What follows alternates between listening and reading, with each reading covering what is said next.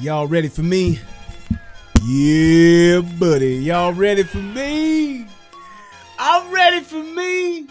Here I is. Hey. Here I is. Here I is. Here I is. Well, here I is with another rehab flow. And I'm about to talk about this shit on my show. We talking about the Jacob Blake shooting. We talking about another reason niggas looting. We talking about these niggas that's burning shit. We talking about these niggas that's tearing up shit. And I don't know why they letting these niggas do it. It's fucking up the community and they knew it. But they doing it any fucking way. And all they say is Black Lives Matter. Ain't that okay? No, it ain't. Motherfucker, stop tearing shit up. Sit your ass down and go and vote some shit up. Talk to your politicians and your political people. And stop listening to these motherfucking liberals like you a bunch of fucking sheeple. I'm tired of these niggas tearing this shit up. Please stop doing this shit. God damn it, man. Man, these niggas.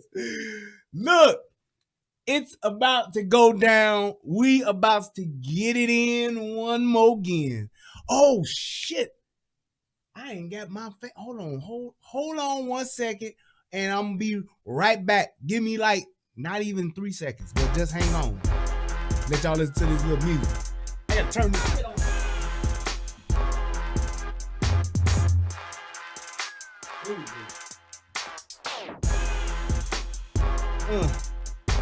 Yeah. All right, I'm back. There we go. All right.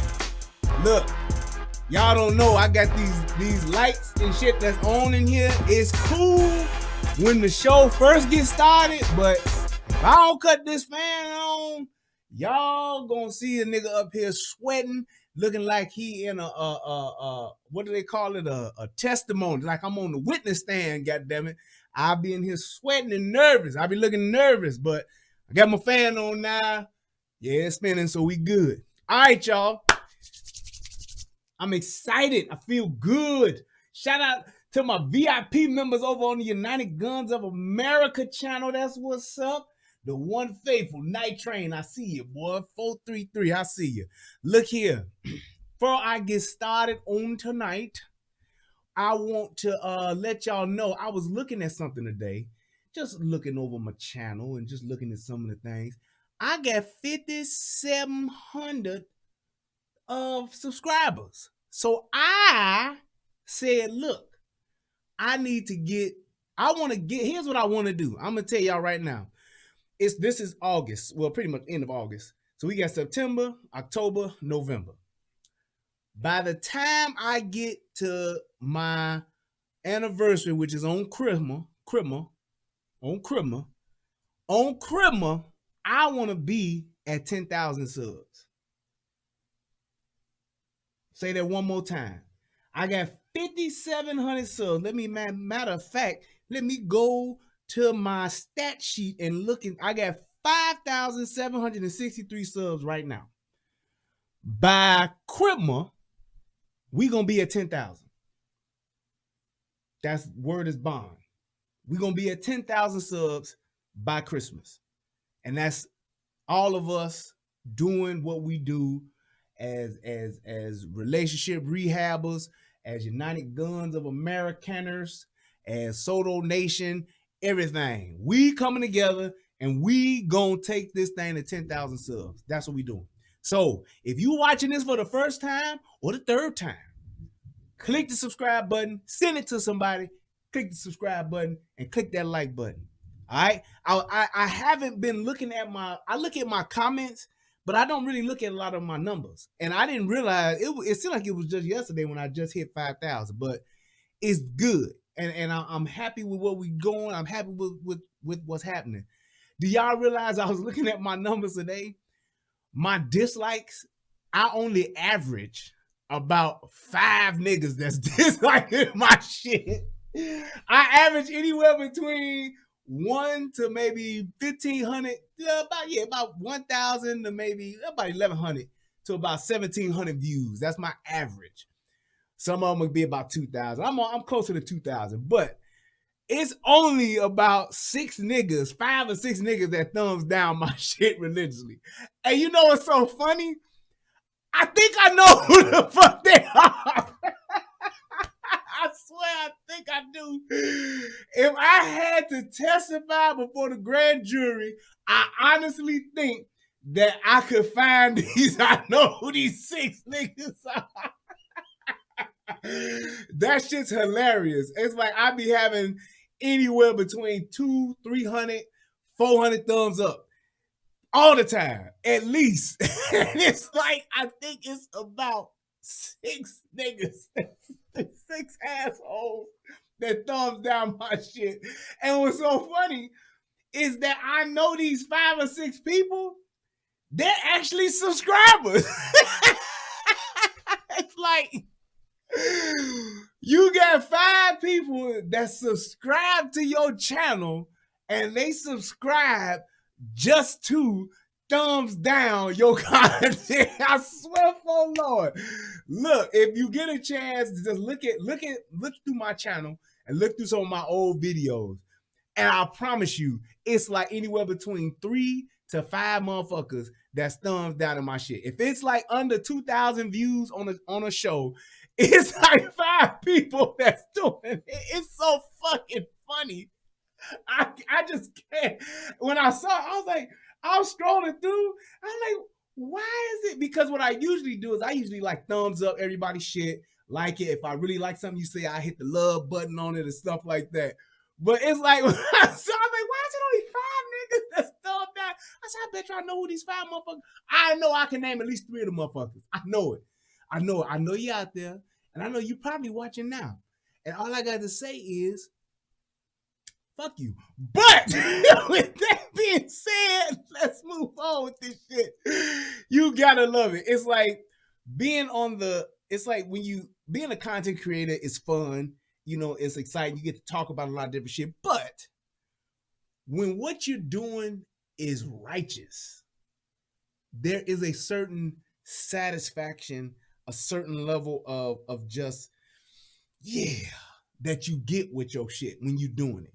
Because you know what you're doing is the right thing. Regardless of what motherfuckers might try to misconstrue it as, they try to tear it down or whatever the case may be, you know that it's right. I take so much joy and pleasure in knowing that when my grandchildren, my great-grandchildren, my great-great-great-grandchildren, wherever you little motherfuckers are, if any of y'all watching this shit and this 40 years later, and Pawpaw is gone on to the heavens. I'm with the ancestors looking down on your little badasses, and y'all watching this.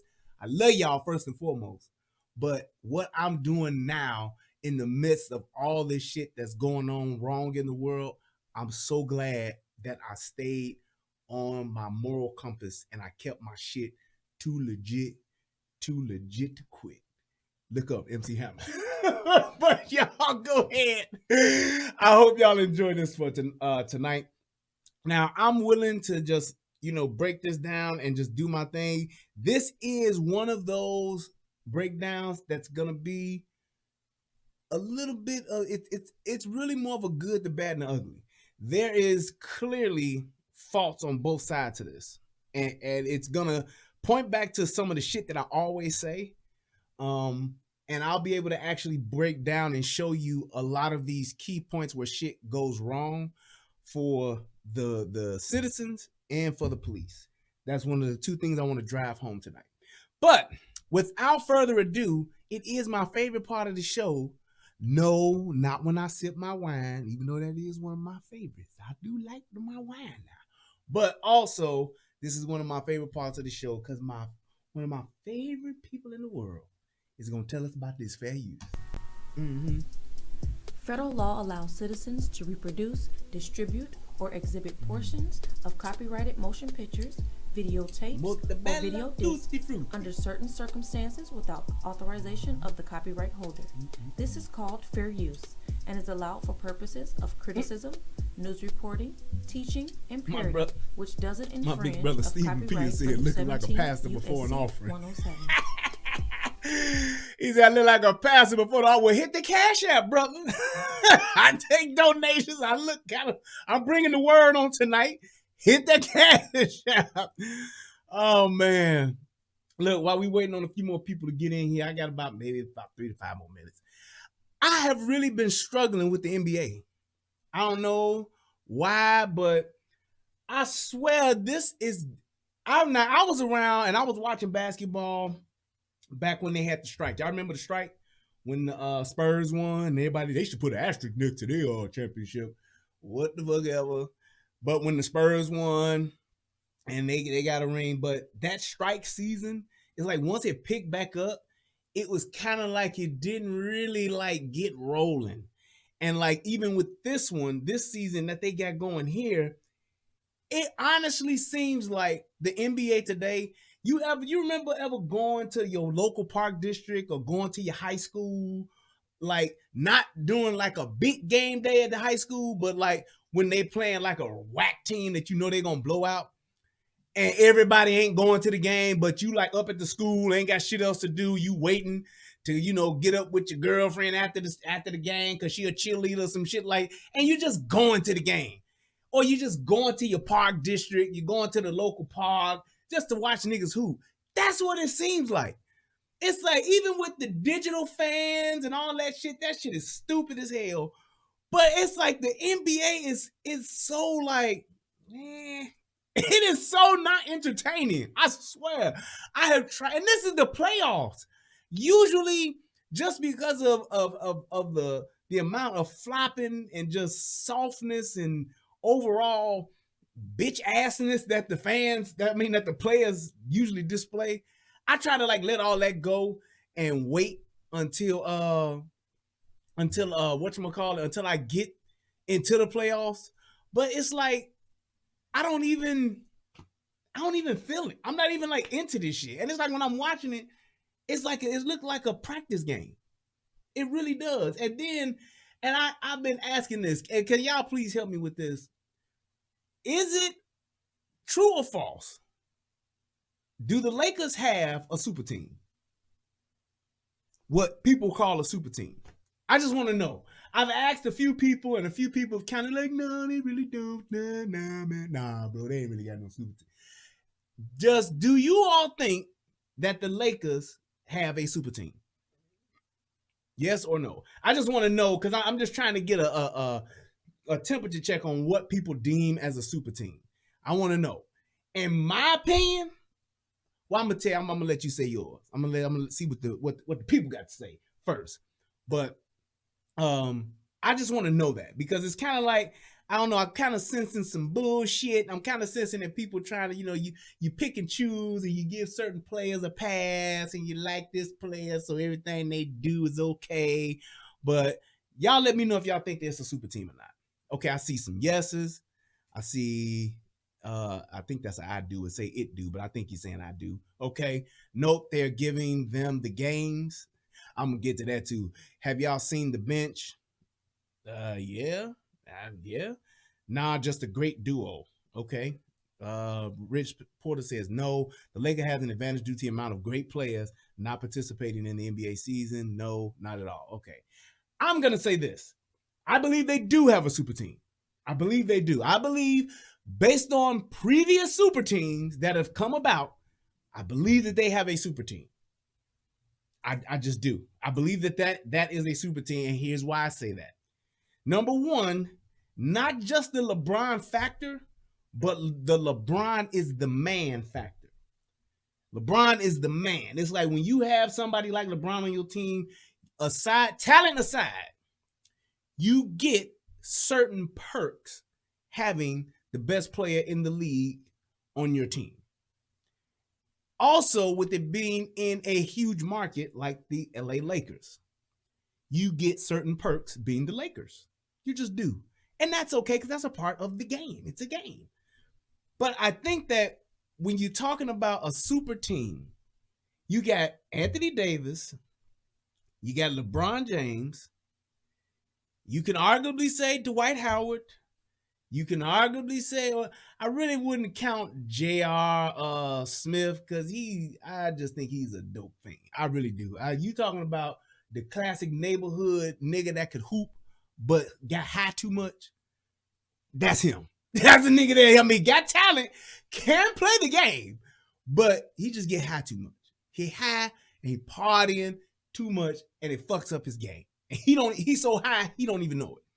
He don't. If that nigga would just be sober for 6 months, I believe we would see another gear shift and another level in his team, in his game. But he'll never do it. But I believe that that's a super team. And the reason why I say that is because when you look at the super teams of old, they didn't have the pampering that these teams nowadays have. It's a lot easier to be in the NBA as a good player nowadays because of there's such a lack of physicality. The game is not even half as physical as it used to be. So I think they get that perk and that extra, we let that slide. The flopping is fucking ridiculous. The flopping and these niggas are damn near putting on theater. They're damn near actors. These motherfuckers need some Emmys, some Tonys, some Oscars. They are doing it too much. Too goddamn much. And it's literally just diminishing the game. I like the athleticism. I like the offensive display and all that shit. But this flopping, they need to stop that. I get it. Sometimes in crucial moments, you want to give a foul and make the game interesting. I get all that. What's up, April? I get all that. But when you just flopping for the sake of flopping, it's too much. It is too much. They just be, oh, come on, ref. It's like you taking a shot and you acting, but then get mad at the ref because he didn't call that bullshit. It's like, and back in the day, certain cats would flop or be dramatic with the shit. Rodman was great at that. Rodman would act like a motherfucker that shot him in the chest with a 12 gauge and fall down. I like that about him, but they wouldn't call that shit all the time. But now the players are actually believing in their flopping and they're getting mad that they're not calling the flops. It's like crazy, man. I don't know, but whatever. But either way, like I said, it's just sad, man, seeing that, man. He said it looks like WWF without the tights. Hey, Steven, you are so right, dude. It really is. It really is. I just don't get it, but it is what it is. Man, in case I've always felt that what keeps LeBron from being better than Jordan is that he doesn't make the players around him better. That's one thing. Another thing too is that LeBron loses too much. That in a nutshell is what the problem is. That is why you can never put LeBron and Mike in the same category. When you're talking about the GOAT, all that shit y'all see Shannon Sharp doing, wearing a mask and all that, you ain't never seen nobody have to do that with Mike. Didn't nobody have to put on no mask to prove that Mike was the GOAT. His game showed it. LeBron have a good night and get a triple-double. Shannon Sharp got on a GOAT mask. He's not. He's lost too much. LeBron is one of the greatest players of all time, one of the greatest players I've ever seen. Probably and arguably the smartest basketball player I've ever seen. I have not seen a player with his basketball IQ, just the way he looks at the game, approaches the game, the way he plays it. I've never seen that before. I don't think there is a player that is his basketball IQ is off the fucking charts. Kobe's was insane. His is on a whole nother level. You talk about like how you compare him in football to like what a Johnny Unitas was back in the day when he was playing, how he called the offense, and then you take that into the 2000s when Peyton Manning, the way he approached and called that offense, it's freakish like that. The way LeBron is on that court when he is just seeing the game, seeing the court, seeing the floor, the vision he has, nobody else has that. Those dudes on the floor, real talk, the players that are on the floor are not smart enough to play with him. You will see on several occasions, damn near every game, where LeBron is thinking so far ahead and the players aren't even catching up, and you'll see like a pass go by or a pass get stolen because the players aren't seeing what he's seeing. You will see that. I'm just saying. I'm giving LBJ his credit like a motherfucker. He the man when it comes to that. I ain't seen nobody do what he does on the court. His vision, his IQ, how he looks at the game, approaches the game, and all that. I think that once he's done, if LeBron James doesn't become a basketball coach for the NBA, it would be a tragedy. It would be. I look forward to him retiring and becoming a coach. I really do. Once he gets done and he done broke all the records and put up all the points and all that shit, I look forward to that dude being a coach. But let's go ahead and let's get into this. We're 23 minutes in, and let me read this. Warning, the following video contains disturbing content that may not be appropriate for some viewers. You have been warned, which means if you don't want to see this nigga get shot, don't watch this shit no more. Okay? Okay.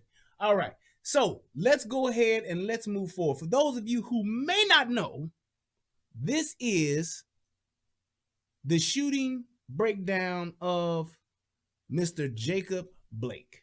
So before we get to the actual shooting, I want to go over the news coverage. And for those of you who don't know too, so Jacob Blake, he got shot by the police in Kenosha, Wisconsin. He got shot, I believe it's 7 or 8 times. I want to say 7. I've seen a few people say 8, but I'm not sure about that. But it's at least 7 times. And now he's actually paralyzed. So the good news is that he did survive. The bad news is that he's going to be paralyzed, it looks like, most likely for the rest of his life.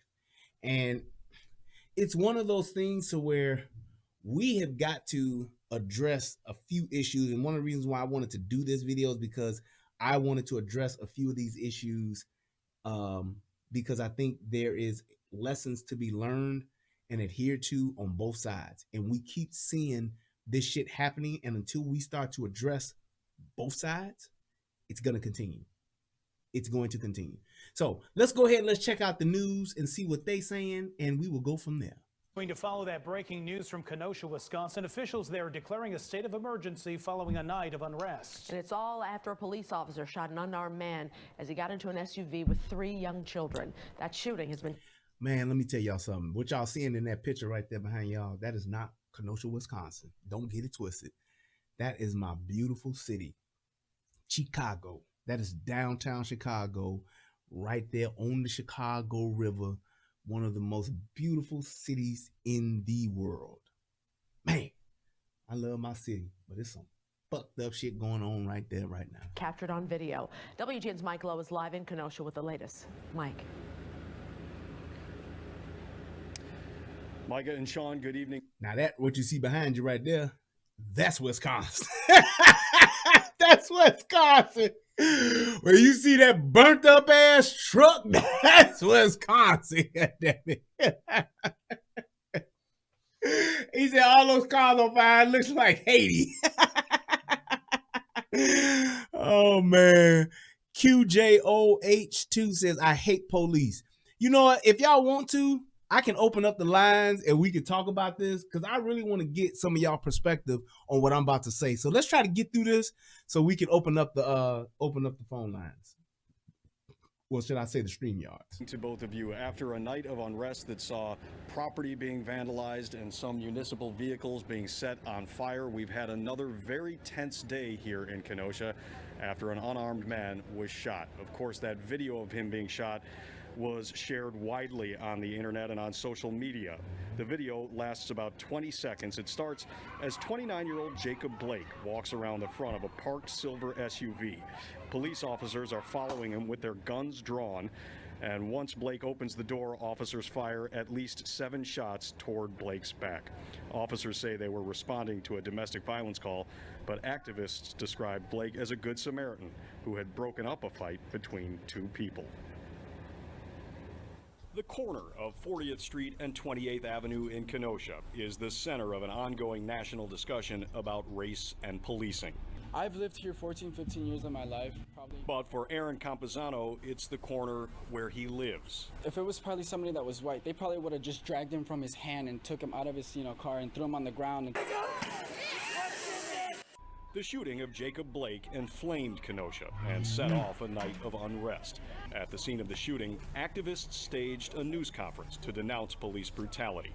Asking for the arrest and prosecution of the 2 officers Black who Lives shot Matter. an unarmed man with Now I'm gonna say this. children. It's amazing. It is amazing to me how we as black folks are okay, especially black folks in Chicago. It's amazing to me how it's okay when a nigga gets shot in Chicago, 56 niggas get shot in Chicago, 104 niggas get shot in Chicago in a weekend. It's amazing how Black Lives Matter is nowhere to be found. One nigga gets shot all the way up in Wisconsin, and here you go. Representative on deck. Signs on deck. Black Lives Matter in full effect. It's amazing how everybody sees that shit but don't say nothing. All the people that support Black Lives Matter, all you niggas that get Black Lives Matter masks, you got Black Lives Matter hats, the Black Lives Matter shirt, and actually, shout out to my brother Bert for the So What I'm Black shirt. Yes, sir. He's supposed to be letting me know how to get in touch with him so he can actually sell these motherfuckers. But I'm still waiting. My brother. But I felt it was fitting to wear this shirt tonight. But I definitely want to say, shout out to my brother for this. I love this shirt. I love this statement. So what? I'm black. So what? So what? I'm black. But Black Lives Matter shows up. I mean, one nigga gets shot by a white boy, by a white police officer. They there on deck, 10 hut, 40 deep. They out there like Malcolm X was when Brother Johnson got beat up and was in the hospital, and was at jail, and they wanted to take him to the hospital. And he did that. I'm not done. I want justice. And them niggas turned and was like, y'all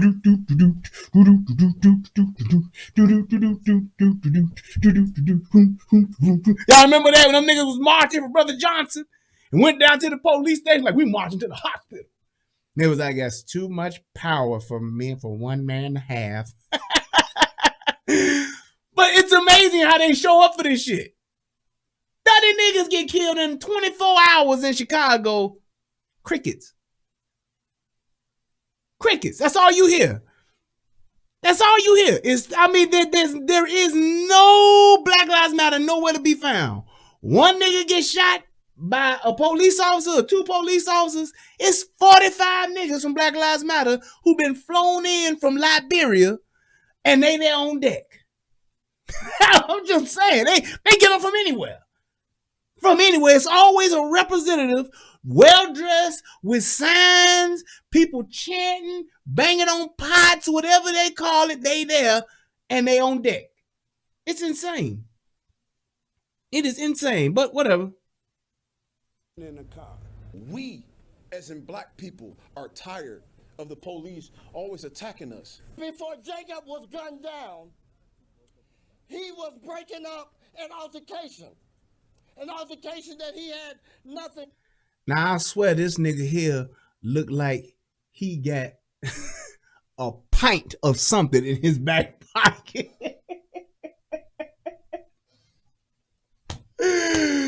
Boy, if you don't take that $4 hat off, I got it out the liquor store. Hey, everything he got on, he got it out the liquor store.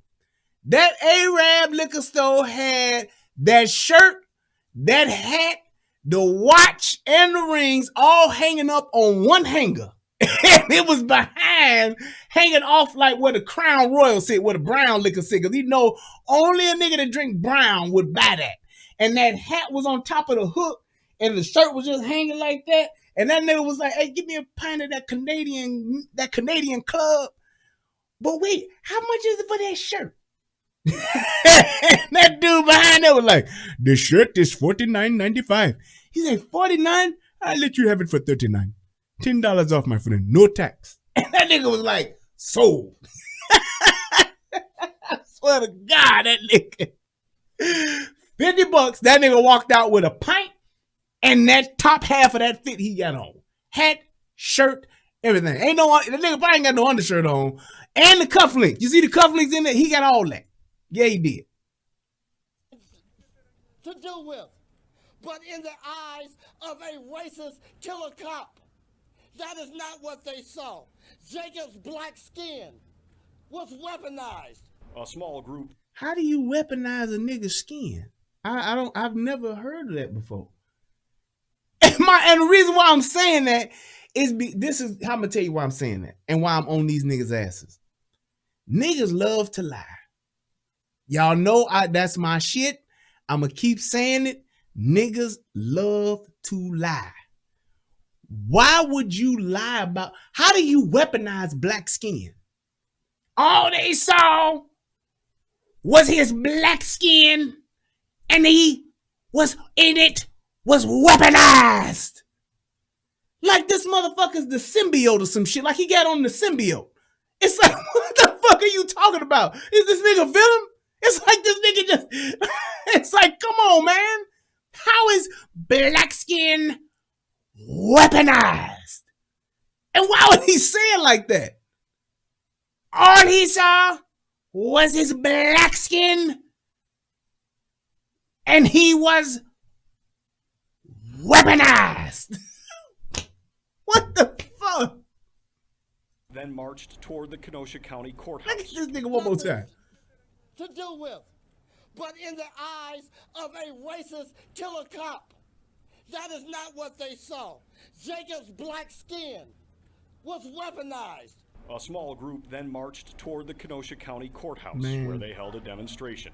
The Wisconsin Department of Justice will investigate whether the use of force was justified.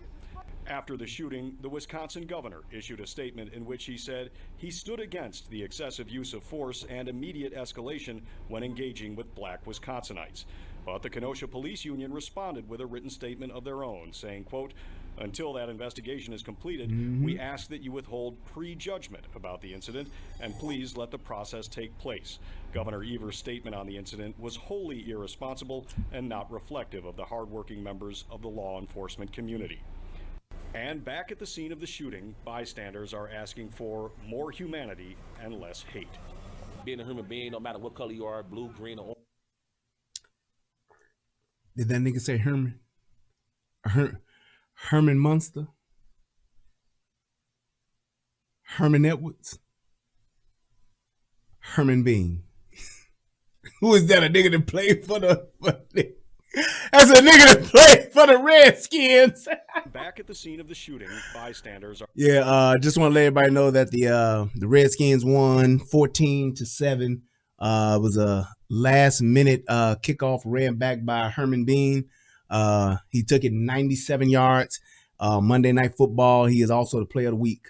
Good job, Herman. Are asking for more humanity and less hate. Being a human being, no matter what color... I love these niggas out here, man. What the fuck? Herman. How the hell do you add an R to human? Man. Y'all remember that shit on Channel 11 where them people be there, you just see the silhouettes and they be like, human. English. Y'all remember that? I forgot what that shit was called. Was that the Electric Company or Sesame Street? But it'll teach you compound words like that. It'll be like...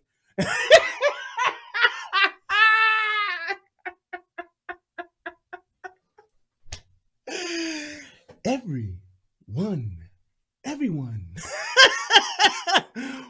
Witchcraft. That shit is ignorant. I ain't shit. You are blue, green, or orange. If the police do that to anybody, they need to face justice. The Electric Company. Okay. What demonstrators have been demanding all day. For the better part of 24 hours, they have been demanding justice. And a number of them wanted to hear from the mayor of Kenosha this afternoon. The mayor had been scheduled to give an afternoon news conference outside across the street from County Courthouse today alongside the NAACP. But that news conference was abruptly moved inside, which led to some more tense moments.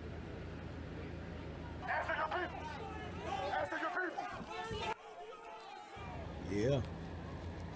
Hey, you know what I don't understand? And here's what I said. This needs to be, here's where we talk, when we're talking about legislation. Here's what federal law should be. Any police department, whether you are local law enforcement, county, city, metro, whatever you want to call it, state, whatever. If you respond to 911 calls, you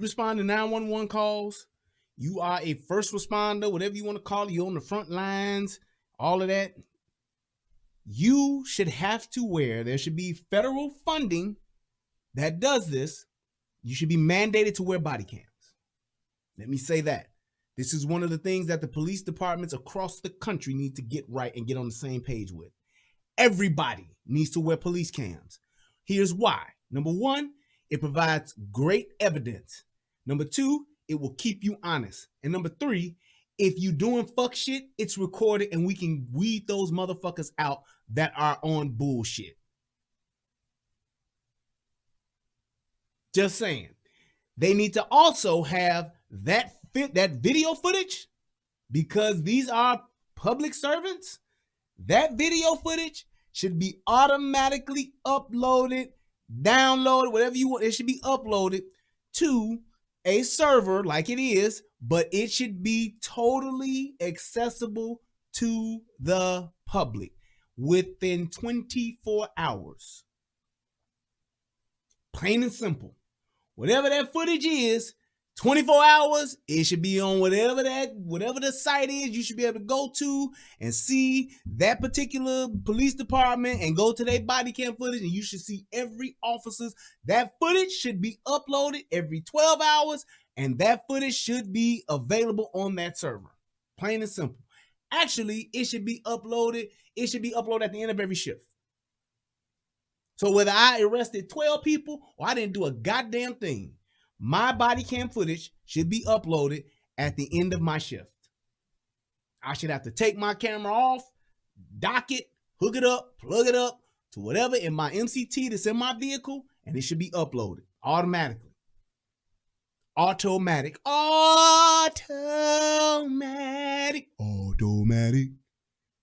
No way to control it. It's totally automatic. Whenever my love goes down. That's exactly how it should be. No way to control it. It's totally automatic. That's how that shit should be. They should have to upload it automatically, and then it should be accessible by the public. Boom. After that shift. That's exactly how it should be across the board. To where there is no, oh, well, we still reviewing the footage. Y'all can review the footage because y'all got it. But we the fucking people, we should have it. Here's why I'm saying that. Because if people have access to that footage, they can see if something is justified, and they can see if something is not justified, and they can go and say, hey, let's go to the mayor's office. Mayor, lock these motherfucking police officers up. Or the mayor can say, hey, you niggas stop burning this shit. Y'all can see that this shit was justified. Y'all see that this is a legit shooting. It's justified, plain and simple. And they would see it. That's exactly how it should be. That's legislation. That's what the people should be protesting, going to their aldermen, going to their mayor, going to their state reps for. Y'all need to put this shit in play. Whatever we got to spend, if it's $500 million across the board, $1 billion across the board, everybody get cameras, everybody get their own little folder on the server, whatever. We get Amazon to throw up about a 12,000 gig server, 5,000 terabytes, whatever you want to call it. And that footage is put up and it's up there for a minimum of 60 days. A minimum of 60 days. Then that way, any and everybody got access to it. You can look at it and all that shit. That's all I'm saying. As you can see, there was a chaotic scene as the protesters attempted to get these inside motherfuckers and speak with the mayor. Trying to get to the mayor, and look at what they did. They done already fucked up the thing. They done had to spray some niggas away with some raid. The entrance, and at one point, spraying the crowd with some kind of irritating substance. It was raid. They told us. Look. The mayor did eventually speak, vowing to fully investigate the shooting.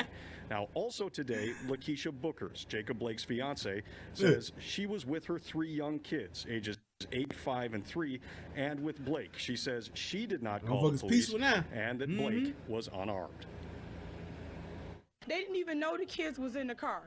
And I'm telling the woman cop, I'm like, can you please get back before I shoot you, get back.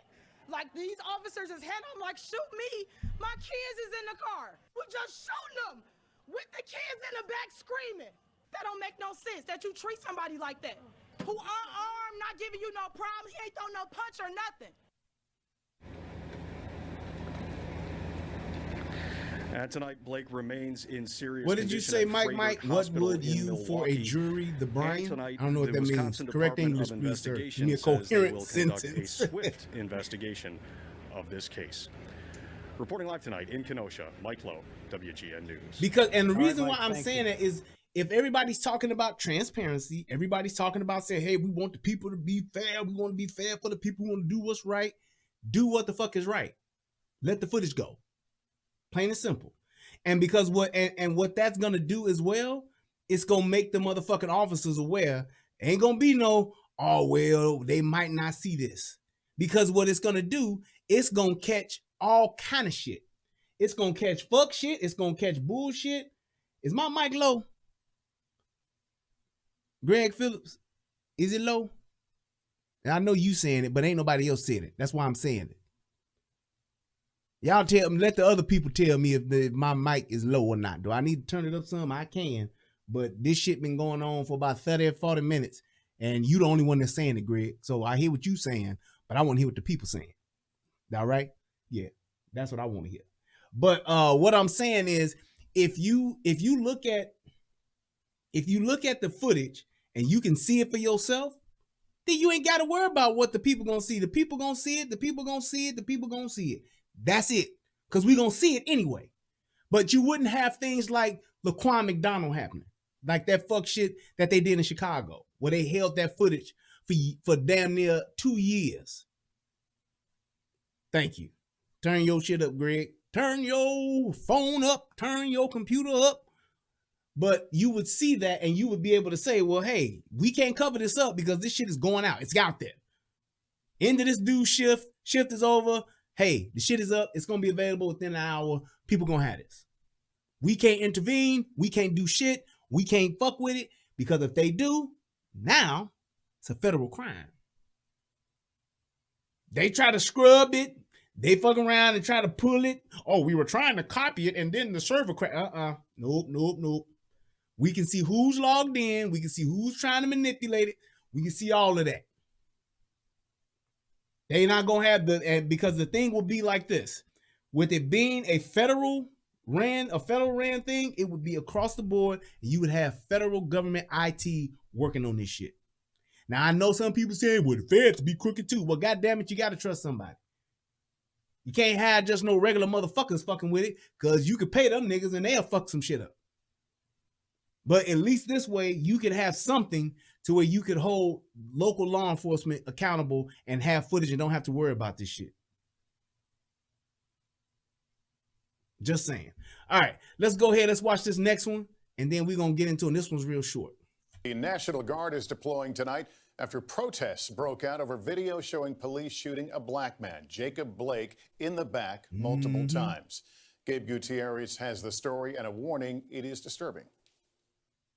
Tonight, there's growing outrage over this video showing at least 2 police officers. So you can kind of see it, what's happening here. Their guns drawn. But they're going to stop it. 29-year-old Jacob Blake as he walks around the front of a gray SUV. And I want y'all to see it. Pause the video after he opens the door just to get the gist of what's happening here. And these 7 shots can be heard. Why were you shooting my child like that so many times? Police say they were originally responding to a domestic incident. It's unclear what occurred right before the recording, and the video only captures a few seconds before the shooting. Okay, I'm going to stop this right quick. Stephen Barnes said, Rosewood and Tulsa, Oklahoma all over again. Here's why I got to say something. Like I said before, niggas love to lie. And this is why I stop when I hear shit like this. Dude, how in the hell are you going to compare this one man getting shot who is clearly breaking the law, got fucking warrants? How you going to compare that to the fucking massacre of Rosewood. Are you serious? Do you see how niggas want to exaggerate shit? Is this dude's death? Why isn't his death enough to say, man, that's some real fucked up shit? Don't try to compare this to some shit like Rosewood, man. Do you know how many niggas died in fucking Rosewood? Do you know how many innocent people, these were people that hadn't done shit, got murdered in Rosewood? And you gonna compare that to this? A nigga with warrants who wasn't listening to the police, who was clearly being placed under arrest, you gonna compare that to the men, women, and children that were murdered in Rosewood? Do y'all see what I mean? This is the type of shit that I can't stand about niggas. Y'all always trying to blow up and magnify some shit into something that it's not. This dude dying is tragic enough. I don't want none of you niggas dying, but I'm not gonna compare this to fucking Rosewood, to fucking Tulsa, Oklahoma. God damn, just say, hey man, this dude's tragedy was terrible because I know my history and you don't. You don't know what the fuck I know or what the fuck I don't. You're wrong, sir. This ain't nowhere near close to a fucking Rosewood. Nowhere near close to a Rosewood. Just because a nigga gets shot don't mean it's Rosewood. It's a lynching all over again. It's a Emmett Till. It's not. And that's what y'all niggas is trying to compare some shit to. Do you know how many people died in Rosewood since you know your history? Look that shit up and tell me, how does that compare to this? It doesn't. Jesus, just say that what happened to this man was a bad thing. It was tragic. Fine. But don't try to compare this to Rosewood. Rosewood was way, motherfuckers. Man, do you know how many people died in Rosewood to where the motherfucking descendants of Rosewood was able to sue and get fucking settlements over that? Years later. Those people were fucking slaughtered. This dude here was being fucking stupid. God damn. I hate that shit. I'm sorry, but I hate, we gotta get past that shit. Niggas have to stop fucking lying and exaggerating all the goddamn time. And yes, thank you, Killer Swag. This nigga's not even dead. I guarantee you, everybody in Rosewood that died, their fucking descendants would have preferred to have all their people in wheelchairs still alive than fucking dead, burned, hanging from fucking trees, and fucking shot to death. Jesus Christ. Right, nigga ain't did shit but saw the fuck, didn't know shit about Rosewood till he saw Ving Rhames in the motherfucker. Died till he saw Ving Rhames and Don Cheadle. Nigga didn't know shit about Rosewood. Now this just like Rosewood, man. This just like him. They did it just like Emmett Till. They still lynching us like they've been doing all these years. They still hunting us down. God damn it, man. Have some fucking respect for those people that did die tragically. And don't try to pick this piece off bits and pieces of this. Well, what I'm trying to refer to is that, no, nigga, what you said is what you said. This shit is just Rosewood and Tulsa, Oklahoma all over again. It's not that, sir. Now let me get back to my shit. John White was the eyewitness who recorded it. He asked us not to show his face to protect his privacy, but told us that he saw Blake trying to break up an argument between two women at the scene. I was shocked. I had no idea they was going to shoot him. He says he heard the officer tell Blake, drop the knife, but he didn't see it. All right, QJ, I tried to be respectful. I tried to even let you have a chance, but nigga, now you just being disrespectful. Get the fuck out of here. Nigga gonna come to my motherfucking channel and just gonna keep posting up shit about his channel. Bye-bye. Can't see how you just can't let, you give a nigga an inch, he take a mile. You give a nigga a rope, he wanna be a cowboy, Gus. Why would you do that, Eddie? I like good times. You see how you just kept going? Just kept going. Earlier in the chat, I saw him, I got 15 subs. Also, now you gonna come here and get the rest? For what? Why would you just keep doing that shit? But that's what niggas do. They keep on doing shit through the night. They gonna keep on until you fight. They're gonna keep on doing, gonna keep on doing. They're gonna keep on doing that fuck shit all through the night. That's what niggas do. God damn, man. He just couldn't post it once. Nope. He got to manipulate my whole motherfucking chat. It's disrespectful. Just like Marcus Burnett. It's your lack of respect for other people's shit. That's my problem with you. Night. Blake's fiancée, LaQuisha Booker, was also there. She says their children were in the car. That man literally just grabbed him by his shirt and looked the other way, and we just shooting him with the kids in the back screaming. Overnight, protest over the shooting here escalated. The violence spread across parts of downtown Kenosha. This car dealership torched. Them niggas burned down a Wisconsin's whole Department of Justice is goddamn investigating, dealership. saying the officers are fully cooperating and are now on administrative leave. The Kenosha Police Union asked that you withhold prejudgment about the incident and please let the process Hey, take Stephen, place. goddamn. But the state's lieutenant governor already had strong words. This was not an accident. This wasn't bad police work. This felt like some sort of vendetta being taken out on a member of our community. Businesses here are boarded up, nervous about another potentially violent night. It was horrifying to sit there and see it and know you couldn't do anything. You know, we literally put our entire lives into this business. Blake is now out of surgery and in serious but stable condition. Wisconsin's National Guard is being deployed to help protect this city. And tonight, another curfew will be in effect. Hey, NBC News fans, thanks for checking out our... So here's what happened. Apparently, Jacob Blake was breaking up a fight. And the police got called. Police arrived on the scene. And it turns out that Jacob Blake had warrants. So, the first thing is this. When you got warrants and you get caught by the police, and I don't understand why black folks don't realize this. If you have a warrant, whether you know it or not, you are going to jail.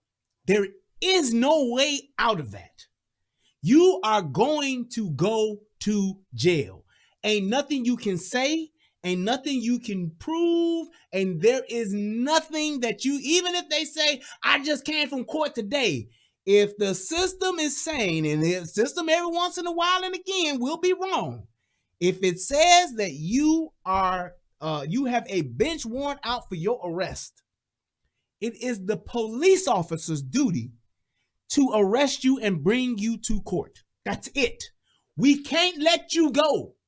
Because if we let you go, we are now responsible for whatever you may do after the fact. That's why people, I don't know why niggas got this thing where they think they're going to stop it and get away. They think that if they talk to the police, I just got to tell you, let me tell you, hey, I just want to explain it to you. Hey, man, I'm not that kind of guy. Whatever it is you're trying to do, you're not getting out of going to jail. You're not.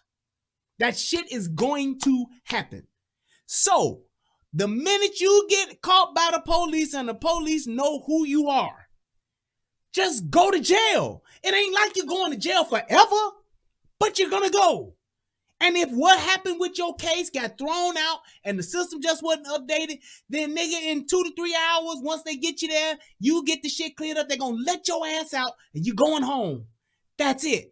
However, if you didn't get your shit cleared up and you know goddamn well you're supposed to be at court, or you didn't know because they sent the warrant or the paperwork to the wrong house and you didn't know you had no warrants, shut the fuck up and just go to jail. It's just like Monopoly. Go to jail, go directly to jail, do not pass go, do not collect $200, do not go to the car and get your license, do not go and give your girlfriend your phone, do not go to your glove box, do not go and kiss your kids goodbye, do not go and talk to your mama, do not go and tell mama and them to call your baby mama to get the bail. Don't do none of that. Niggas got a million and one fucking things to do when it's time to go to jail. Oh, I just like George Floyd. Oh, I just need to sit down. Oh, I just need to sit there. Oh, I'm claustrophobic. Oh, I got to fart. Oh, I got to brush my teeth. Hang on, I got to clip my toenail. Hey, I got some, I got to put the deodorant on that I had on 2 days ago. I ain't put no deodorant on in 4 days. I got to put deodorant on. Oh, I got to run over here and get me some corn chips. Oh, I got to go over here and get my auntie this popcorn that I promised her because I promised her this popcorn. Nigga, you going to jail. Just go. Niggas love to have court out in the streets. It never works out for you. You either gonna get your ass beat, you gonna get shot, tased, murdered. Those are your options. So why do it? And all this shit about people saying, yeah, but you got rights though. I'm a man for anything. Motherfucker, when you are in the company of a police officer, you are under that person's authority. They are in a position of authority. And if they give your ass a command, motherfucker, you have to follow it. Ain't no negotiating. Ain't no all buts. Ain't no, oh, well, I'm a Moor. I don't subscribe to the laws of this country. I was traveling. I'm not driving. I have a right to travel. It's in the Constitution. I got these papers that say I'm a Moor. No, you stupid motherfucker. You are on U.S. soil. And unless your ass is an ambassador from another country and can prove it, shut the fuck up because you do not get diplomatic immunity. And that's what these niggas try to do. They try to be just like that white dude in fucking Lethal Weapon. Farschnitt. Farschnitt. Farschnitt. That's what these motherfuckers trying to do. Shout out to my brother Easy. Stop doing this shit. Because if I'm gonna tell you like this, what is, I think the statistics said is something like 1,000 people are killed on average every year by the police. And out of that, so many of them are unarmed and the other ones are armed or whatever the case may be. But it's 1,000 people that get killed. I guarantee you, if niggas, white folks alike, if all you motherfuckers would just put your hands behind your back and let the cuffs get put on you and go to jail, 80% of you motherfuckers would survive. We talking about just compliance would probably save 800 lives. Easy. Do you realize that damn near every type of shooting, the greater majority of a police-involved shooting, whether the man is unarmed, whether the man is armed to the fucking teeth, it all starts with the fucking citizen not following commands. All of them start that way. Go look back at any of my motherfucking videos that I've done, and I've talked about this. You can check those out on the United Guns of America. Shout out to the VIP section, the 17 watching on the UGOA. I see you guys over there. CIA Hole, that's funny. Will 33, Night Train, I see you. But if you go and look at those videos, they all start with somebody not following commands. Now, every once in a while, in all fairness, because I know some asshole right now is saying, hey, but what about Philando Castile? Yes, Philando Castile was a royal fuck up by the police officer. You get one of those like every 10 years. Or hell, one of those every year. I'll give you that. Point being, if you comply, more than likely, 99% of the time, you just go to jail. That's it. But niggas don't want to go to jail. Because they think that's their life is over. That's it. I'm going to jail. I'm going to be gone forever. Y'all ain't going to see me for 30 years. Well, that may be true if you committed murder. But other than that, go to jail, man. There's no reason for people to be dying over a fucking warrant. Unless you're a goddamn serial fucking killer, there is no reason for a person to die over a warrant. There's no reason for a person to get shot over warrants. None whatsoever. And the fact that people are consistently doing this dumb shit, trying to fucking prove a point, it's mind-boggling to me. It makes no sense whatsoever. None whatsoever. And I don't understand why people even think that that shit is okay. It's not, and it's stupid. me see if I can find this video now. Oh, there we go. All right. So this is the actual shooting, and we're going to go ahead and break this down.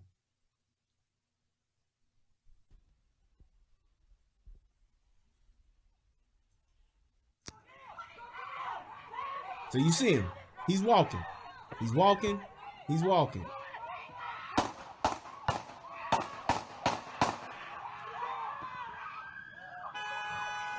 Wow. Wow. Now here's what happened. And I believe it even looks as though a taser got deployed. Now, let's start with him. No, fuck that. Let's start with the cops. Here's where the cops fucked up. The cops fucked up here. So you telling this dude he's under arrest. You got him right here. 3 police officers. Right here. 1, 2, 3. Why the fuck are y'all letting him walk anywhere? The minute I tell you you are under arrest and you do anything else but put your hands up, it's fisticuffs, hands on. Fast and deliberate. I'm so tired. And let me tell you, police officers, something. I'm so tired of y'all trying to be fucking diplomatic when you have the fucking law on your side. You all are costing motherfuckers their lives. This whole trying to be officer friendly, trying to be nice, all that stupid shit that y'all doing, y'all are causing shit like this to happen. Trying not to be the guy to go hands on. I don't want to be the guy to do the palm strike. I don't want to be the guy that grab him and throw him to the ground. Why the fuck wouldn't you throw this guy, slam this guy, whatever the fuck you got to do to get him under arrest? All you got to do is get the cuffs on him. Letting him walk the fuck away was totally unacceptable, unprofessional, and it just shows how fucking untrained you motherfuckers are. I'm tired of seeing the shit. There's no reason that you let a fucking perpetrator walk away from you. You don't. Because you're giving him time to think and to do fuck shit. In your mind, you should be thinking 3 to 4 steps ahead. I'm about to tell him he's under arrest. I'm going to tell him to put his hands behind his back. If he don't, I'm going to dive on him. If I dive on him and he get too strong, I'm going to tase him. If I tase him and the taser don't work, I'm going to hit him in the head. If I hit him in the head and that don't work, I'm going to fucking pepper spray him. Whatever the fuck you going to do, I'm going to do an arm bar. I'm going to try to hit a pressure point. I'm going to disengage and pull my gun. The motherfucker keep going, I'm going to put 2 in his motherfucking chest. Fucked up as it sounds, that's how you got to think. Police officers, stop dicking around with these fucking guys. It's 3 things you do. You ask them, you tell them, then you make them. That's it. And I don't know why the fuck these cops are doing this stupid shit where y'all trying to negotiate with a motherfucker and be nice. Y'all not those type of guys. Y'all need to go ahead and put these motherfuckers under arrest. Either you comply or I'm going hands on. I'm going to use the force continuum to get your ass under arrest. If you fuck around, I don't give a fuck if I got to dive on you, drop kick you, whatever you got to do. I'm going hands on. If you ain't going hands on, don't place the motherfucker under arrest. Don't fucking take the call. Go turn in your gun and badge and take your punk ass home and watch motherfucking cops on TV. And they done took that shit off the air. There is no reason for you all to have let that dude walk from the passenger seat of that car, the passenger side of that car, all the way around to the driver's side and then opening the door. No reason for that. I don't understand. Out of the 3 of you motherfucking assholes that are standing right there watching this stupid shit unfold, all you did was say, oh, where he go? He walking. Stop, sir. Stop, sir. Stop, sir. Stop, sir. Stop, sir. Oh, now I'm going to shoot him. 1, 2, 3, 4, 5, 6, 7. Go. I put this together to rock the bells of those that saying the dope. I'm sorry. That's public enemy. Why would you do that? Why would you sit and watch it? Okay, because here's my thing, police officers. You're watching him walk to go the fuck where? To the driver's side of his vehicle. Okay, let's play the game. Let me ask my African brothers this. Let me ask my Haitian brothers this. Why would you do this? Why would you let him walk to the other side of the car? He's going to do something. If he's going to the other side of the car, there has to be something over there for him to hurt you. Why would you let him get to it? Why would you let him do that? It's no justifiable reason why you let this dude walk away. You signal to your partner, hey man, we going with bracelets. Sir, you under arrest. And the minute that nigga turn and walk away, that's all you should hear. That's it. You shouldn't hear nothing else.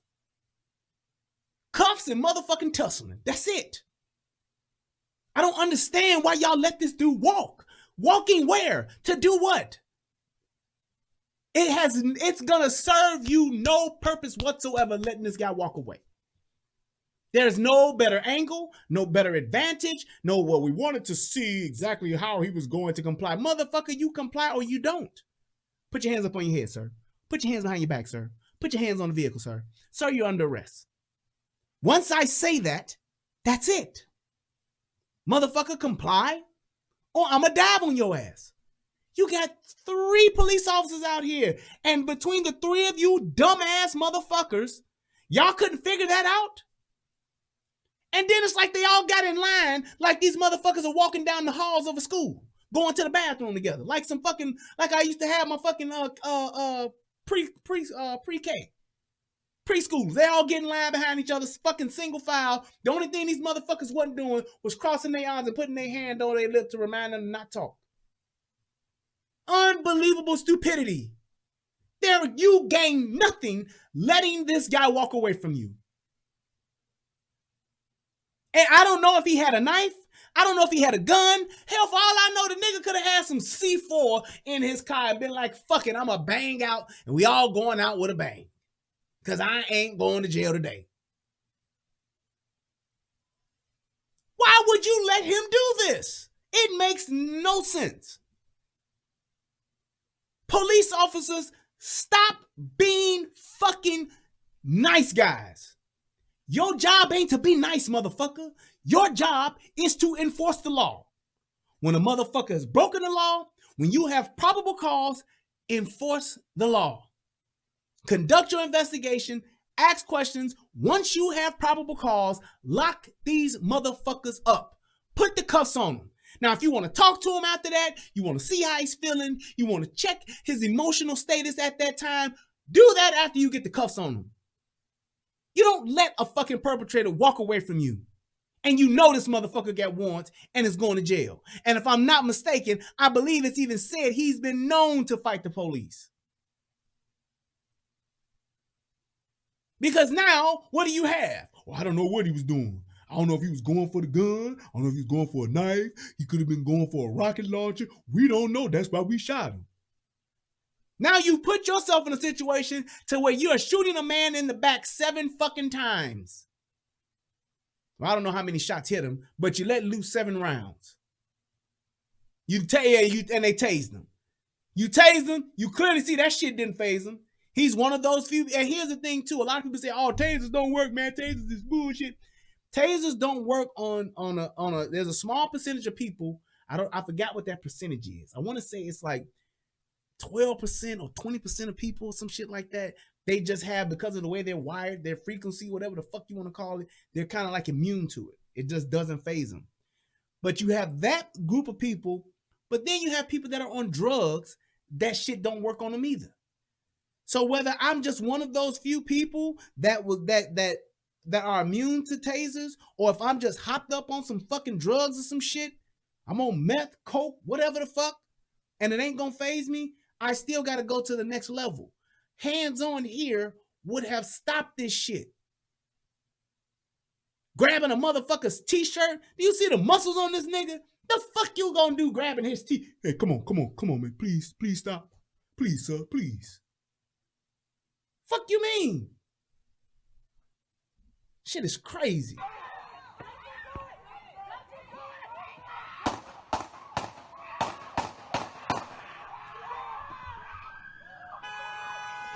Wow. Wow. And why do niggas always do the dumb shit? Wow. Like is that fucking Flavor Flav watching this shit? From fucking Love and what's that shit called? Flavor Flav Love or some shit like that? Wow.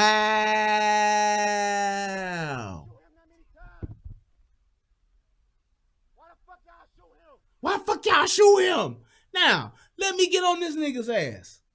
Since I done got the fucking police and then basically gave you that aspect, here's the citizens aspect. What on God's green earth would let you think that it's okay to not only walk away from the police, but to also go to your car? What do you think the police are going to think you're going to do? I give you a lawful order and I tell you, hey man, you under arrest, put your hands behind your back. You walk away from me and you not only are trying to run and get away, no, you going to your motherfucking car. What the fuck am I supposed to think? I'm telling you right now. And let's say, well, the police should know better. No, nigga, the police shouldn't. I don't know what the fuck this nigga's going to do. Because what I do know is that he ain't doing what the fuck I'm telling him. So that means he's going to do some shit that's going to possibly fucking hurt me or put me or my partners in a bad fucking situation. So what am I going to do? I'm going to try to stop him? But why would you as a man do this? It seems as though niggas are just instinctively wired to do the opposite of the police. I can't remember who said it, but somebody said people that we as black men, young black boys, we are taught from children, from the age of a child, to not obey authority, to not like the police. And as we get older, that shit transfers and transforms into aggression against police and authority. Niggas have a problem listening to the police. You will listen to the nigga that's calling it over the gang. You will listen to the nigga that's calling it over the dope spot. You will listen to the nigga that's in charge of the trap house. You'll listen to the nigga that's the first coordinator. You'll listen to the nigga that's the chief. You'll listen to them niggas. You'll listen to your mama who telling you to do this dumbass shit. They ain't your daddy. You'll listen to them. But the minute a goddamn police officer, a motherfucker who has a gun, who clearly will use the shit, oh no, fuck him. Then when you get shot, why you shot me in the eye? I had to shot you in the body, but why you shot me in the eye? Here's my thing. So Rich Porter says he already got $1 million. Let me tell you something, man. Y'all answer this. Would you be paralyzed for $1 million? I'll wait. Would you be paralyzed for $1 million? Would you let a motherfucker paralyze you for $1 million? Look, we're going to paralyze you from the waist down, or we're going to paralyze you from the chest down, or we're going to paralyze you from the neck down. Would anybody be paralyzed for $1 million? That's all you got to do. Just answer that question. Would you be paralyzed? Would you agree to be surgically paralyzed? You ain't even got to get shot. We're going to put you to sleep, put you under anesthesia. You going to wake up and ain't none of your shit on the lower half going to work. Your dick could get hard, but you'll never feel it.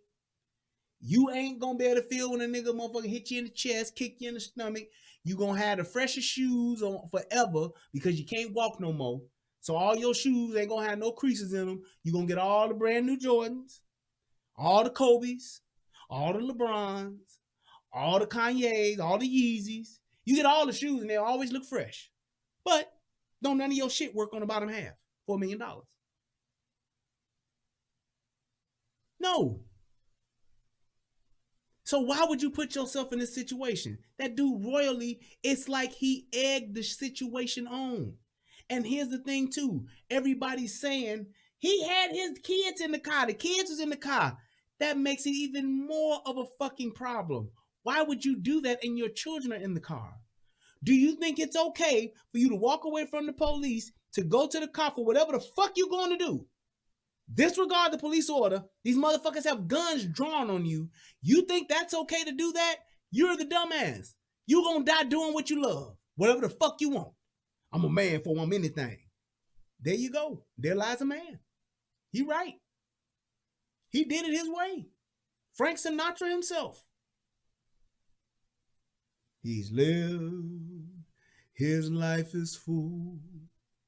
He's traveled each and every one of the ocean more. But more than this, he did it his way.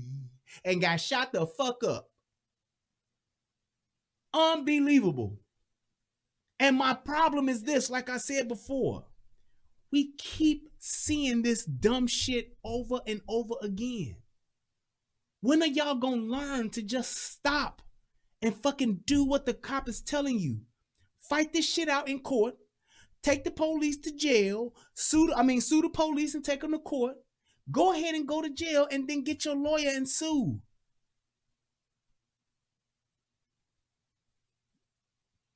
The lawsuit ain't gonna bankrupt the city because they only gonna pay what they can pay, and they gonna pay it in installments. They got the money.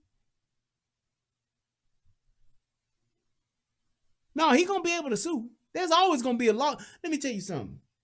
This is the most litigious country in the world.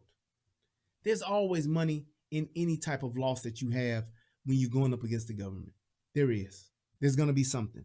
Because the thing is this, you can fight it out in court or you can settle.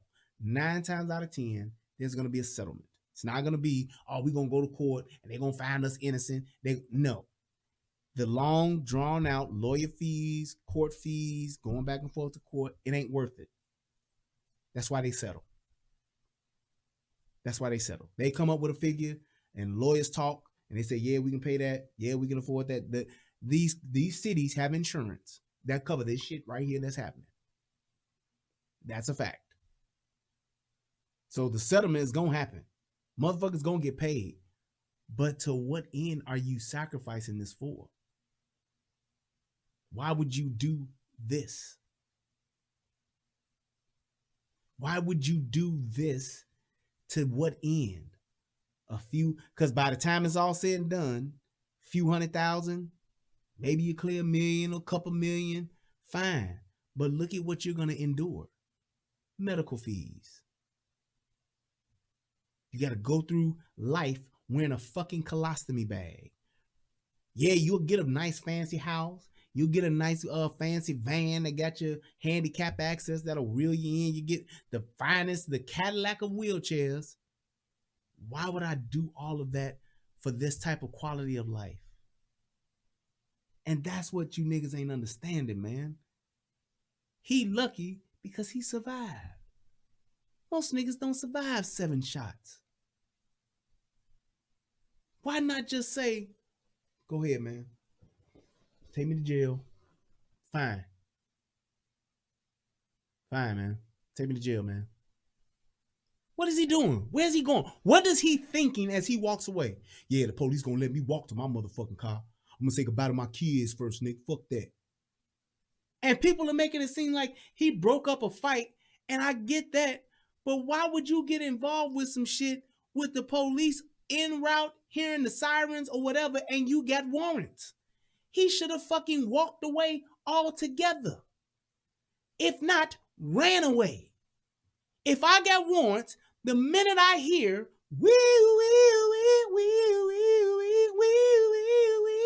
like a cop car, I'm gone.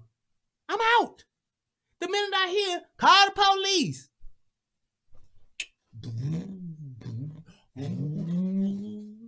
why we leaving? I got warrants, bitch. I got to go.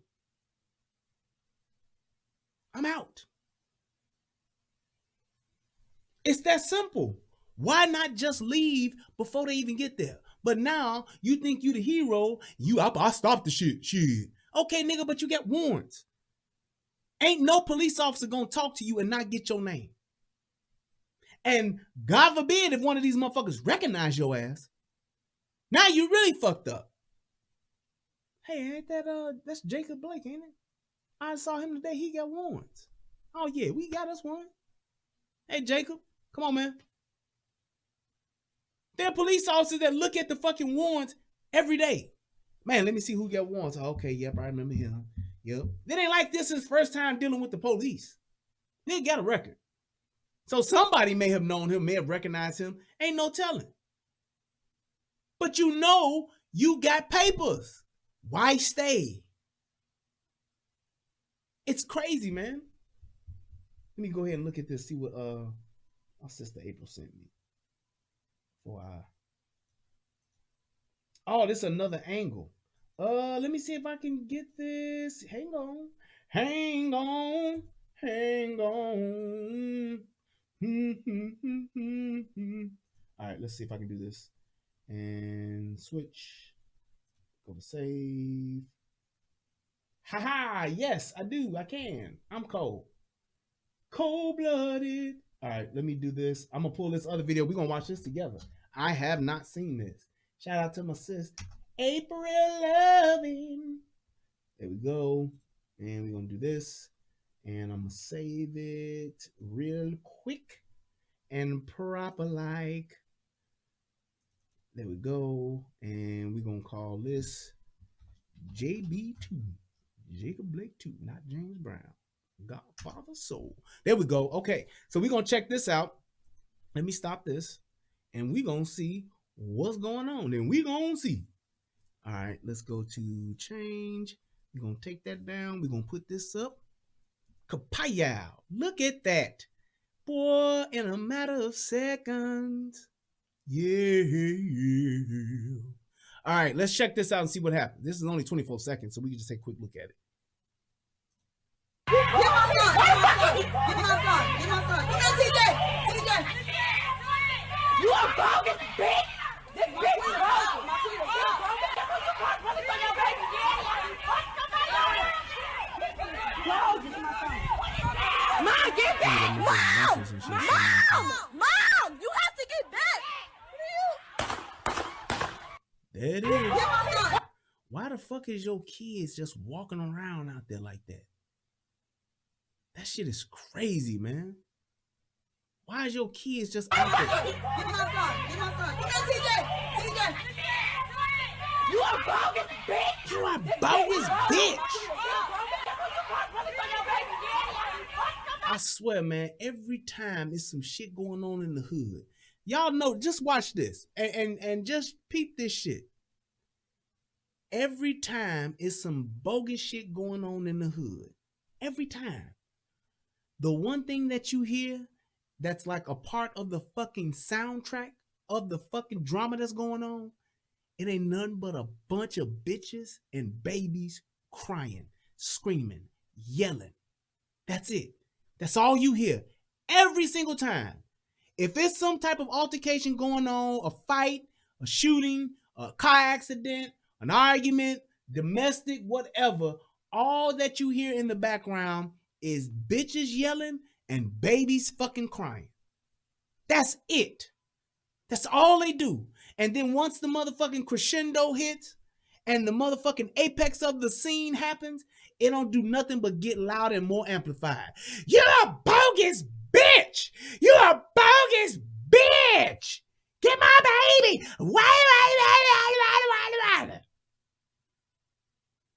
Like a bunch of fucking chimps at the goddamn monkey house going crazy because it's feeding time, or motherfuckers like in, what's that movie with the monkeys driving the airplane, the spaceships, Project X. That's exactly how that shit sounds. It's a fucking shame. Listen. Mom, get back! Mom! Mom! You would rather record the shit and yell for the safety of your mama and the baby as opposed to putting the fucking camera down to save them. I'd rather record them getting shot. I would rather record them getting hurt. I would rather record them being in danger. Danger, danger, Will Robinson. As opposed to dropping the camera and getting some fucking help. Helping them. And then once the shit happened, I just fucking yell, go like motherfucking Beyonce said, go ape shit. That's all that happened. Wow, wow, wow, wow. You're a bogus bitch. Wow, wow, wow, wow, wow. Mom, you have to get back.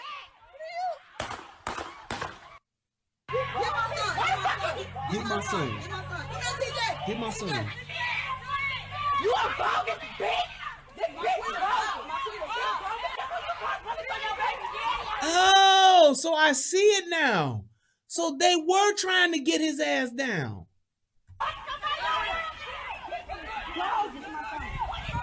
Mom, get back. So they were trying to get him down and they disengaged. Okay. So now, this shit here is what should have happened is they should have fucked him up beyond all recognition on that floor. Once you get a motherfucker down, he can't get up. I don't care if you got to stomp him. I don't care if you got to trip him, kick him, break his arm, foot sweep him. You don't let that motherfucker get back up, especially if it's three of y'all. And my thing is this. Now, what I'm probably going to say is what a lot of motherfuckers ain't going to like. At that point, when this motherfucker gets back up, if it's me, I'm telling him, if you don't stop, I'm going to shoot. Because I see where he's going. If you don't stop, I'm going to fucking shoot you, sir. I'm not going to let you get inside that car. I don't care if there's 10 of your kids in that motherfucker, or I don't care if you got a fucking 12 gauge motherfucking street sweeper. You're not getting to it. You're not getting to it. Now, fuck that, Stefan. Being scared, that ain't scared. That's motherfucking protecting your life. Because at the end of the day, if you was outside and you was arguing with a nigga and a nigga starts walking to his car, what you gonna think? What you gonna think? You get into it at a club, at a stepper set. I know your ass go stepping too. You get into it with a nigga at a club or at a stepper set. You get into it with a nigga at a Walmart or a fucking Walgreens. It don't matter. Once you hear a nigga, you got beef with a nigga, you have a disagreement, and a nigga goes to his car, what are you going to think? Exactly. Ain't no other motherfucking, I don't know what he gonna do. I got to wait and see what the situation. It only takes seconds to fire a gun. Milliseconds. I'm not letting no nigga, if I'm arguing with a nigga and that nigga goes to his car, me being a civilian now, if I can't get away, I'm ready. I'm tuck ready. The police can't just leave. Police can't run. They gotta stay. I'm telling you, for me, if I have words with a nigga, I got beef with a nigga, and a nigga walk off and he goes to his car, I don't give a fuck if he's going to get a pack of Big Red or if he really going to get that thing. I am going tuck ready. I ain't gonna wait and see. I'm gonna be like, is this nigga going to his car? That's exactly, you see me? That's exactly, is this nigga going to his car? What the fuck? And the minute, all I'm looking for at that point, once I'm here, all I'm looking for is hands. Because hands are what hurts me. That's it. Nigga can be yelling and screaming. It could be baby mamas out there talking about, don't do it, Ralphie, don't do it. Don't do it, Kentavious. Don't do it. I don't want to hit, all that shit is getting blocked out. I'm literally putting on blinders and I'm zeroing in on this motherfucker and I'm looking for hands. Because the minute I see something raise up, I don't give a fuck if it's a phone or if it's a motherfucking Glock. I'm dropping them. If I cannot get away, by the time this nigga gets to his car, I'm going to take a defensive position, get behind cover, and I'm going to light this nigga up. And I'm telling you, anybody should do that. You don't give another motherfucker a chance to get the drop on you. You don't. You don't do it. I remember one time I was in Walmart. I'm leaving out of Walmart. And I'm outside, walking down to my truck. I see 3 niggas, 2 fighting this one dude, fucking him up. Now they wasn't like beating him down, but they had already hit him in the face twice. Nigga is trying to scrap, nigga dipping and dabbing, and them niggas like, yeah, nigga on his ass, nigga, yeah. It was a white boy, a black boy, a white boy, a black dude, beating up another black dude. And here's what I did. I instantly pulled my gun and put it down by my side. I didn't brandish the motherfucker, but I pulled it down, had it behind my leg. Then I got on my phone and dialed 911 and said, yes, 911, I'd like to report 3 men, 2 fighting one guy. One is black, one is white, and the other one is black. They got on white. I'm calling that shit out, and I'm about maybe 40 feet away from these niggas. And the reason why I did it that way is because the minute I would have heard a nigga say, oh, nigga, what the fuck you calling the police for? I'd be like, nigga, this is my phone, bitch. I can call whoever the fuck I want to call. That's how I'm responding. The fuck you doing fighting in a Walmart, nigga? That's how I'm responding. Not, well, I just wanted to make sure that you guys want. No, motherfucker, I do what the fuck I want to do with my phone. Bitch, you don't tell me what the fuck to do. I'm Sam Snead. I'm Skeeter Mills, motherfucker. Shit. But that's what I'm going to do. That's exactly, I'm going to get prepared first for whatever response or threat that may occur from me making this phone call. But then I'm calling the police. I ain't trying to stop it, but nigga, I'm definitely reporting it. That's what I'm going to do. But you saw what my first action was.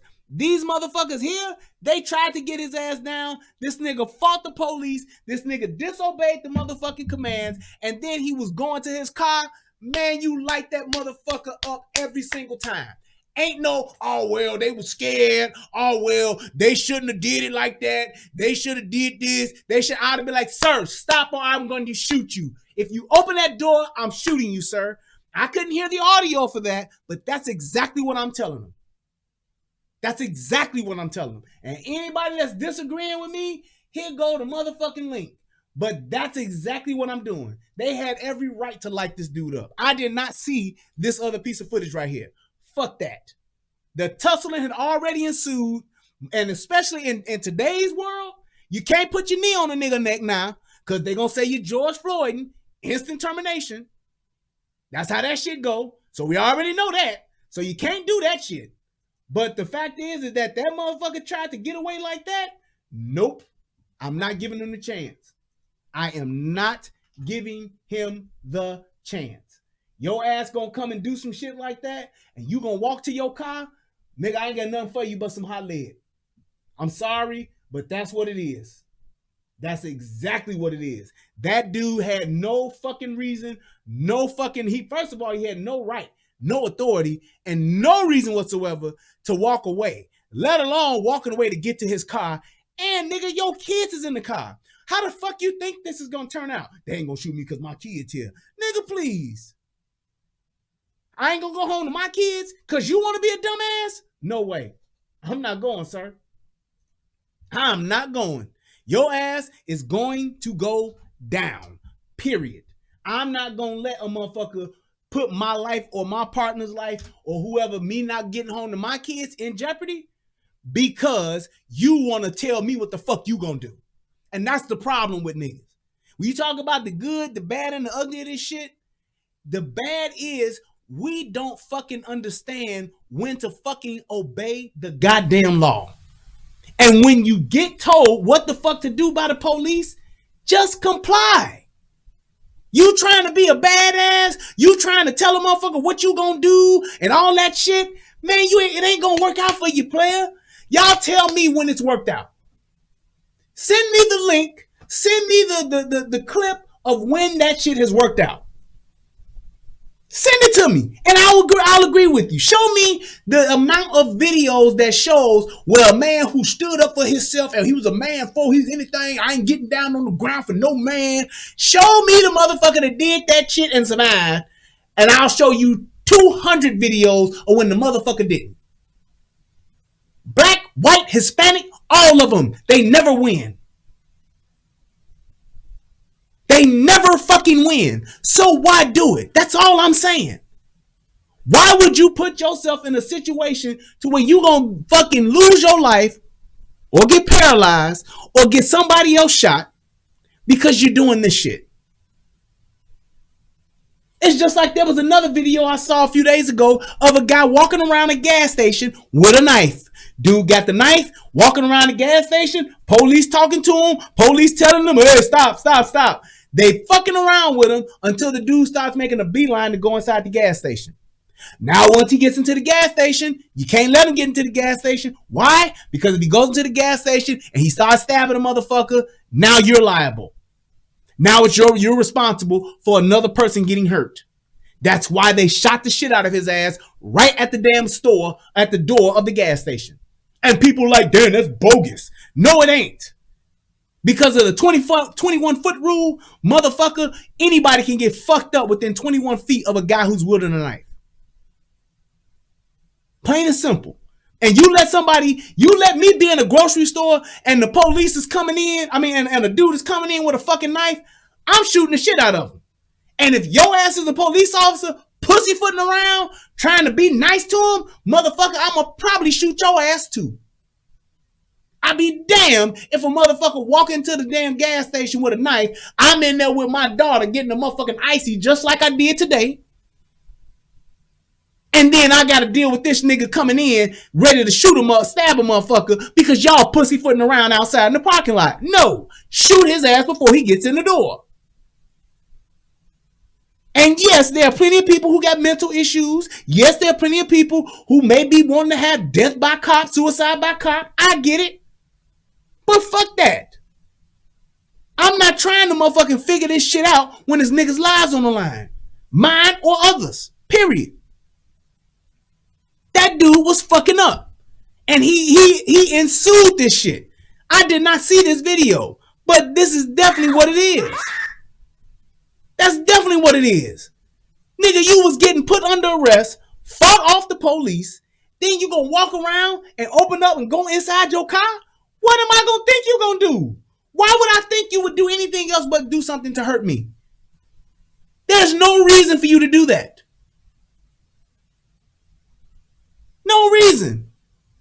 And they trying to stop him. He tried to stop him right there. Tried to grab him. They tased the motherfucker. He kept pushing the envelope. The nigga died doing what he loved. He died doing what he loved. Being a man, all that shit you want to say, all on his own, standing on his own too, whatever the fuck you want to call it, that's what he did. And that explains the abrasion on his palm. That shit is crazy that somebody would do some shit like that. All right, wait, Ugly Truth. I see you got on here. It looks like, oh wait, hold on. Let me just do this. Hold up. Wait. Bang, bang, bang. Bang, bang, bang. Bang, bang, bang, bang, bang, bang. All right, I'm going to bring in my man, The Ugly Truth, real quick. And we are going to do a smart selection. Yeah. Yeah. Do-do-do-do-do. Do-do-do-do-do. Kapow. There it is. There it is.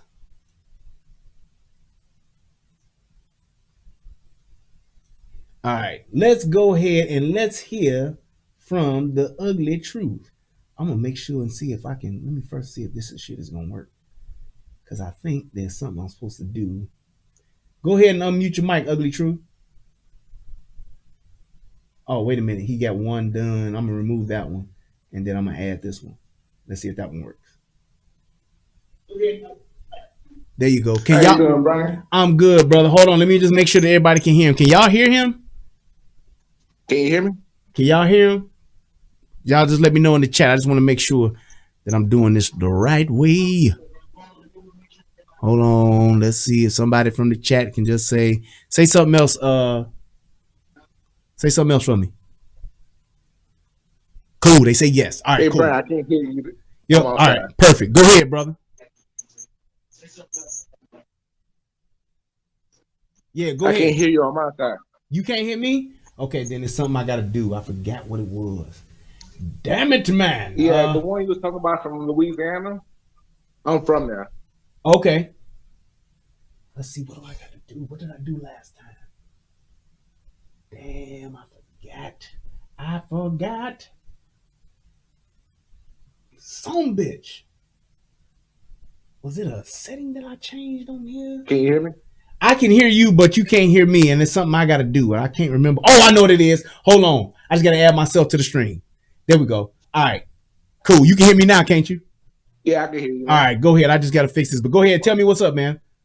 Yeah, man. The shooting in Louisiana. Uh-huh. I'm from there. Okay. So tell me what are people's thoughts about that shit, that where it happened at? See, the thoughts is everybody still think that's fucked up. Uh-huh. Personally, from my experience, I'm like, they did the best they can. Okay. Because if you look at the situation, like you said, right? Let's just say he do get away, he go in the store, he kills some people, then they blaming the police that they didn't do their job right. Yep. And I was looking at it in the video. You could hear the people kept on saying that, hey, he has a knife on him. He's been threatening people. Yeah. And like with this situation right here. You said what? And like with this situation right here. Yeah. I still think on both sides, police still did the right thing. Yeah. And it's like, and this was, like I said, this was when I first saw it. I didn't see, of course, the full video, so I went on what I saw. But with this evidence here of them already trying to arrest this dude, there's nothing else I can say. There's nothing else to be said. It's like what they did was spot on. There is nothing else that you can do in this situation. Because my thing is this. You let him get to his car, then what? He starts shooting at y'all? Or what if he just say, fuck it, I'm going to kill everybody. I'm going to shoot my kids, then I'm going to shoot myself because I can't go back to jail. I ain't going back. You don't know what he's going to do, which is why I always tell people, just comply. Go to jail. That's it. It's just jail. Motherfuckers act like they about to go to the Phantom Zone or some shit, and they ain't going to be heard of ever again. Just go to jail. And if you look at it, it's like you said, people just doing this just to be like, okay, hey, I'm another victim. Even though I'm doing fucked up shit, I just don't want to be shot. Exactly. And like, let's just say he gets through his car, he don't do no shooting, and you do a high-speed chase. You got children in the back, and you got to worry about him wrecking, or just basically hitting somebody else. Yep. And that's my thing. And that's my thing too. If you a father, you got kids, why are you putting them in danger by doing whatever dumb shit you're doing? Because if you got a warrant, you going to jail. Why would you put your children in jeopardy by doing some extra shit? It makes no sense. It doesn't. It makes no sense whatsoever to do whatever extra shit you talking about doing for whatever reason you talking about doing it. It makes no sense. You ain't doing nothing but putting yourself at risk and your children at risk. Hey, can I tell you something right quick? Yeah, go ahead. I was talking to one of my homeboys about the whole situation, about the riots and all this stuff. Mm-hmm. I think I got one of the stupidest replies ever. Go ahead. I say, if all other races calling black people violent, why are y'all proving them right? And his reply was, we're not violent, but if we have to be violent and burn a lot of expensive stuff down to get heard, then we have to do it. Wow. And see, and my thing is this. What people fail to realize is this. There's a time and place for everything. And years ago, even when you look at, and I said this early on with the riots in Chicago. Years ago, when you looked at the riots that came about in Chicago, that came about in Detroit, when niggas just, even the Watts riot, there was nothing gained from the riots itself. Nothing was gained from that. It was just something to where people took notice, people watched it, all of that shit.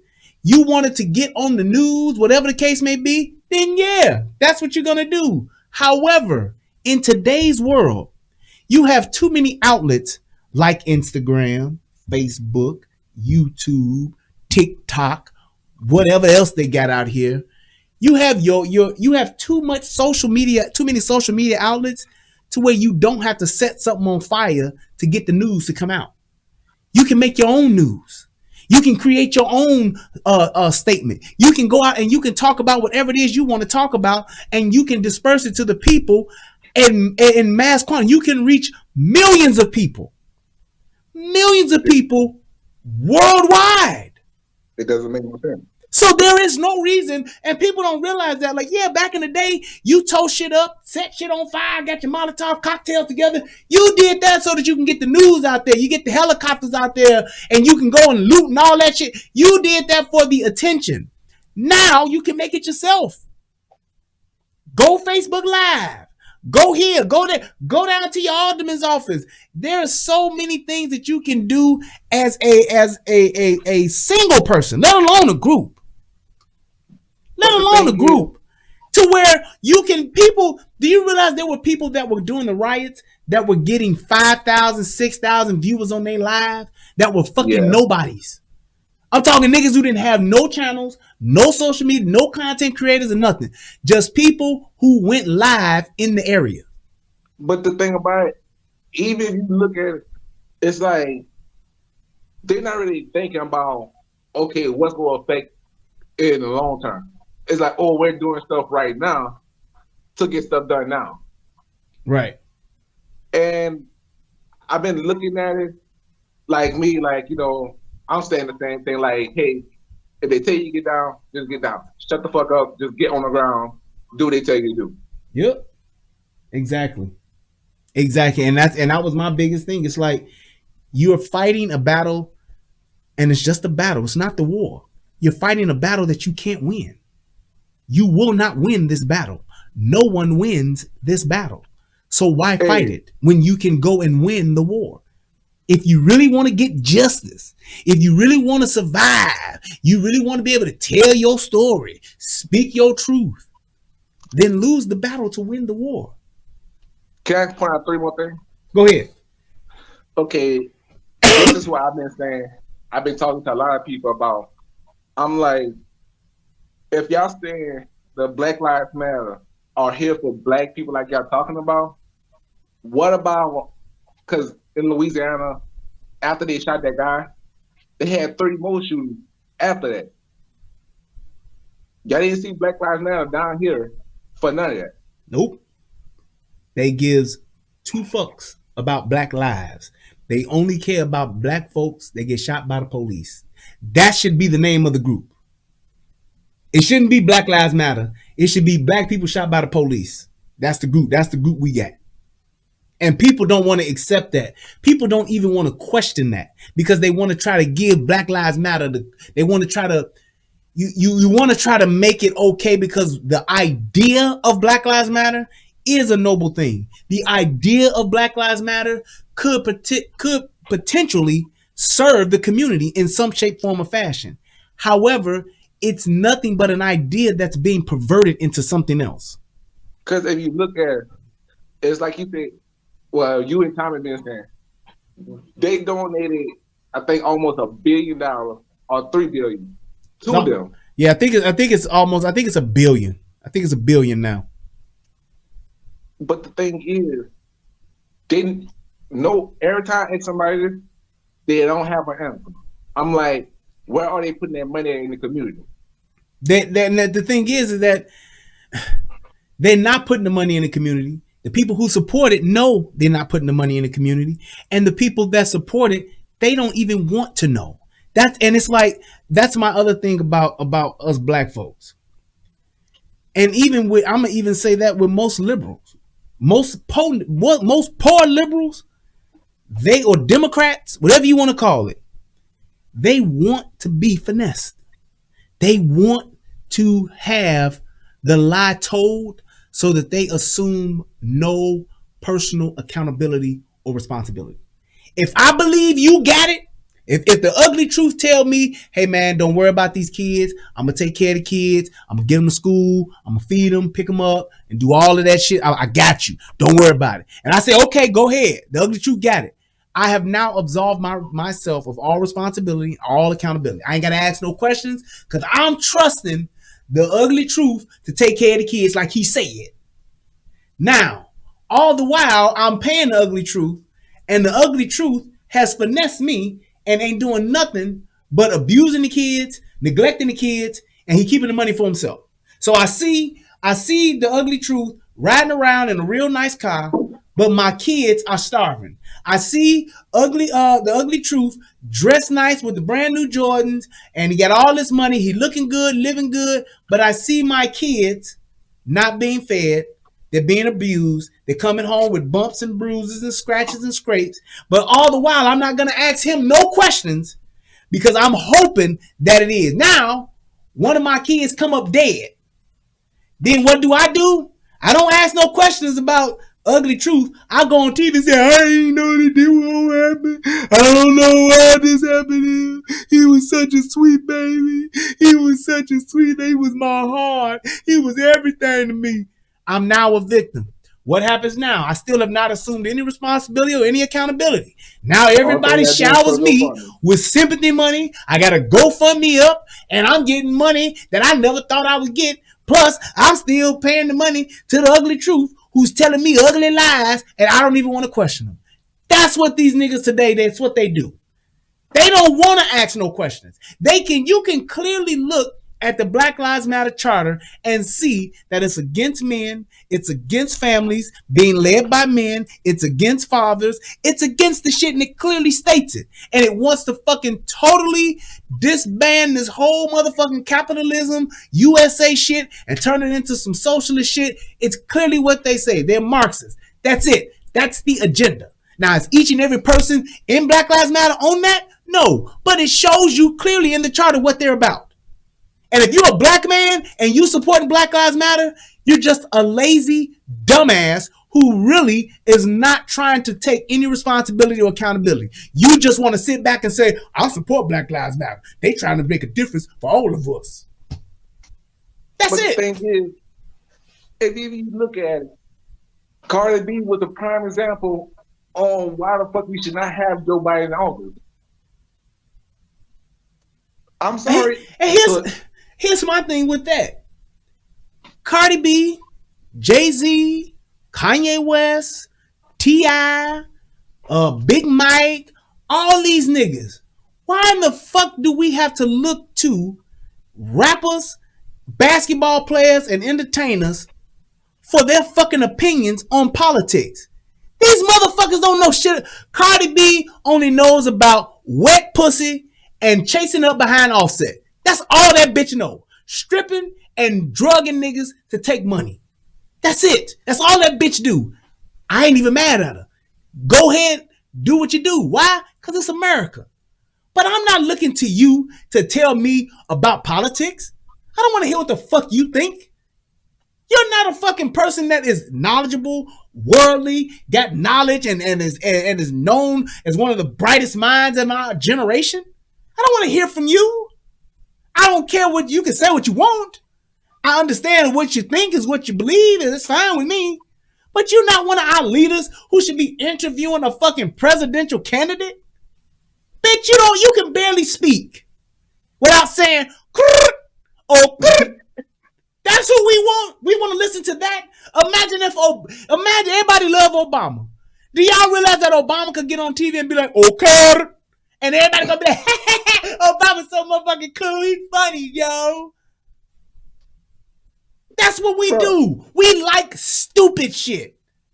Come out and tell us you got hot sauce in your purse. Come out and tell us you smoke weed and you play the sax. Yeah, that's nigga shit. Come out and tell us that you got your dick sucked in the Oval Office by white bitches. That's nigga shit. We love it. That's cool to the motherfucker, man. Then the minute you got another motherfucker that tells you, hey, vote for me. Your neighborhoods and shit is fucked up. I'm telling you right now, I'ma change it. You ain't got shit to lose. Man, that's offensive. Okay. Another white boy come and say, if you don't vote for me, you ain't black. Well, I understood what he was saying. Y'all just taking this shit too serious. All right, niggas. Fine. You want to be left plugged into the matrix? Go right the fuck ahead. But don't be mad at me because you want to stay plugged in and I'm unplugged. Y'all motherfuckers, go ahead. If you really look at, like, I've been looking at back and forth on what everybody got to say about it. I was looking at Bun B and all of them. They were saying, we would want anybody but Trump. So I'm saying, y'all would want a fucking monkey in there. Yep. Then you have somebody who say, hey, I'm trying to help the economy. and black people. Yep. Exactly. They want to be, black folks want to be finessed. We want to be lied to.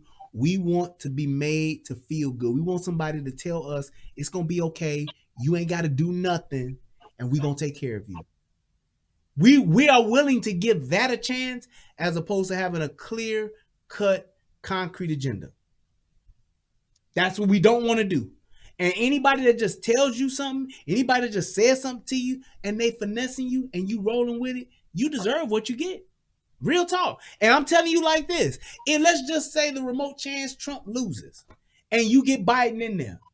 People don't even realize that what the real long game is. Because niggas just looking at, we got to get anything but Trump, anything but Trump. Here's the long game, people. Biden gets in office with Kamala Harris. Y'all already know Biden is on his fucking last leg mentally. Y'all know this nigga is not coherent. He don't even know where the fuck he's at most of the time. But let's just say, and he's also said, I'm a transitional candidate, which means I'm only a motherfucker here to put my arm behind my back and usher in the next regime. That's all he's there for. I just want to be president. I want to have the title of being president. That's all he wants. Just so he can say, hey, come on, man. Come on, man. I'm the president. Come on, man. I'm going to do what everybody says. That's fine. But come on, man. I'm the president. And he's just all he wants to do is usher in the next wave of bullshit. Because here's what's going to happen. He's either going to die within them first 4 years, or he's going to say he's going to step down because he's sick, or he's going to be declared mentally incompetent.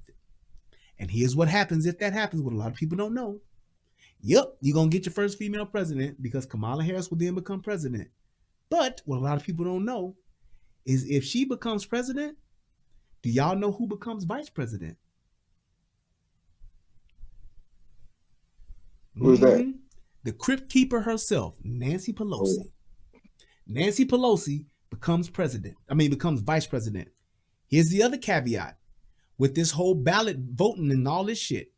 If there's enough contesting of the election and January 20th rolls around and there is no president elected, whether they going back and forth, Supreme Court is involved, recount, other count, side count, and there is no president declared, you know who becomes the president? Nancy Pelosi. Motherfuckers didn't know that shit. I found out about maybe 3 weeks ago. And I said, motherfucker. That's fucking crazy. Yes. That's the long game. That's the shit that people don't realize. Like, what if? What if, motherfucker? Here's what if. So why do you think Nancy Pelosi has been tearing this motherfucker down? Because Nancy Pelosi is smart. She's been she's been anti-Trump the whole way because she knows it's to her benefit one way or the other with this election. If that bitch is looking at it, if I could ever become president, it's going to be this way. Because if she becomes vice president, guess who's going to run next election? It'll be Pelosi and Harris again. After Pelosi and Harris have run, and let's say they make it 2 terms, who do you think is going to put their hat in the game for president? It would be Pelosi. Why wouldn't she? And all of the fucking Democrats that's behind her now will be the more saying, oh, she's the right one for the job. She's the one who needs, she's the leader. She is the leadership that she needs. She's this, she's that. And yes, she would pull in a bullshit ass motherfucking candidate with her or put on her team. AOC will be right there with her. Yeah, go, bitch, go, bitch, go. She gonna be right there with her. That's what people don't realize. The long game. Don't just look at what's happening right now. You need to start looking at what's happening after right now. Just like me, I'm sitting here I was thinking today, I said, I wonder after Trump wins, who's going to be the next Republican candidate? Who's going to be the person they're going to start bringing to the forefront? It ain't going to be Mike Pence. He done. He ain't popular enough, right? But it's going to have to be somebody popular. It's going to have to be somebody who can actually make some noise. And it's like, that's what I'm thinking about. I'm thinking about the next term already. Not this one we about to enter into, but the next one. Because you have to understand what the long game is. You got to understand that. Don't just think this is about getting Trump out, black folks. Do y'all really want Kamala Harris and Nancy Pelosi running the fucking country? Do you really want Joe Biden running the country? Joe Biden ain't done shit for 50 years, but did back behind the door deals to literally satisfy himself and his family. That's all he's done. Because I was watching the Democratic thing, and I watch all he had. He had Obama, Michelle, Bill Clinton, Hillary Clinton, Harris. Well, Kamala Harris, what I call her. And him and Obama and Michelle came in saying he had been there for 4 years and hasn't done nothing. But I'm like, y'all been in there for 8 years and y'all still didn't do shit besides paint the White House the gay pride flag. And here's the thing: what he got done was what he was supposed to get done. He got his agenda done. He let them shred Obamacare. Didn't trip. He didn't have no agenda for black folks at all. And that's fine. You a politician. And that's one of the things I said the other day on my Facebook. I said the problem with politics is the politicians. We need to start as people looking for people, not necessarily that are just like Trump, but are regular people like Trump that ain't politicians. Yeah, you could be a savvy businessman. Yeah, you could be a half-ass, not well-spoken motherfucker, but you're at least trying to do the right thing. I'll take that over a politician any day of the week. Well, at least he's straightforward. And I'm saying like this, even though everybody's gonna do some fuck shit, I've accepted that. But my thing is, it's like doing something that's gonna help the people as best as you can. I would rather get that from a regular person that's trying to be a politician than from a seasoned politician trying to act like a regular person. That's our problem. As the people, Democrats and Republicans alike. I'm not no motherfucking Trump. Trump is the greatest president ever. I'm not one of them. Trump does dumb shit, says dumb shit, and does dumb shit just like any other fucking politician would do. But he has a part of him that is, well, let me try to do something for the people. Let me try to do something that is right. Like, take away these motherfucking long-ass, high-ass motherfucking sentences that these niggas been getting. Let me try to fix that. Let me try to at least, I ain't gonna give the HBCUs $80 billion, but let me at least give them a deal to where they get some kind of money consistently every year as opposed to coming to beg for the shit every year. Because every president might not be like me. Every president might be on the next president might be on some fuck shit. So let me do something to try to help those that ain't got shit going for them a little bit. Because the shit ain't just gonna get turned over overnight. You gotta go ahead and do something to try to make some kind of headway. And a lot of people will say whatever you gonna say, but the shit that Trump has tried to do, the shit that Trump has done, Obama ain't do none of that shit. Clinton didn't do none of that shit. Bush Jr. didn't do none of that shit. So I ain't mad at him. Could he be better? Absolutely. Has he done some dumb shit? Yes. He's probably saying some stupid shit right now. But the thing is, they focus on his tweet. Then what the hell Joe Biden gonna do? Yep. True. Go ahead and give me your last word. Well, one last thing I want to talk about, but before I do that, I want to give a shout out to you. You're doing an awesome job. Love the show. Always tune in when I can. Appreciate you, man. Love Tommy. Yes, sir. No doubt. But the last thing though, I would, at the end of the day, like I'm a 25-year-old black man. I talk to all my other black friends, and I'm always like, why are y'all so stuck in the past that's holding y'all back to where y'all keep saying, oh, our ancestors were proud? Why not get up and move on and do something for yourself instead of complaining about the white person doing this to me, the government doing this to me, the police out to get me? I mean, if you actually get up, you do what you gotta do. You won't have to worry about LeBron James saying, "Hey, black people are scared." Well, he said we as black people are scared, and I'm like, bro, you're sitting in a mansion, you're rich. We're not like that. We're getting up every day, going to get our money. Yep. I agree, man. I agree. Well, I appreciate you, brother. I'm gonna go ahead and try to move to the next call. I got my man DJ Matt on, but thank you so much, man. I appreciate for supporting the show, bro. All right, let's see here. I get. Oh wait, what is that? Let me move that. Yeah, there we go.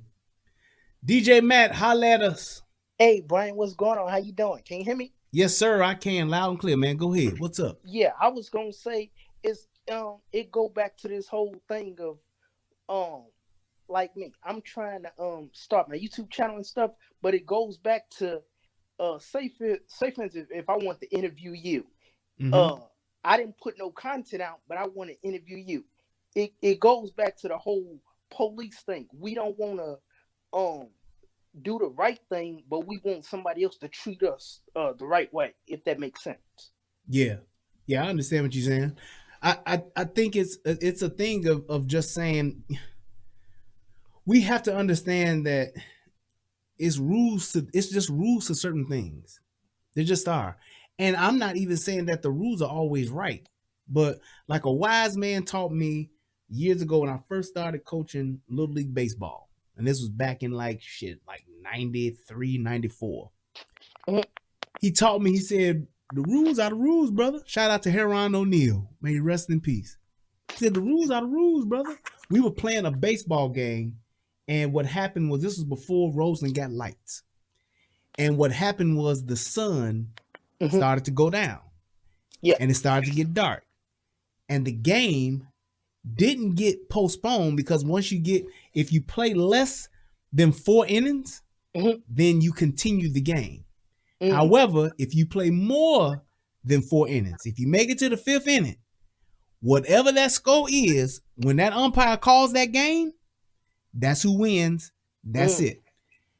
Unfortunately for me and my team, we had just gotten to the point to where we made a comeback, and we were playing the best team in the league at that time. And we made a comeback, and we were down by like 1, and we had retired that team's star pitcher.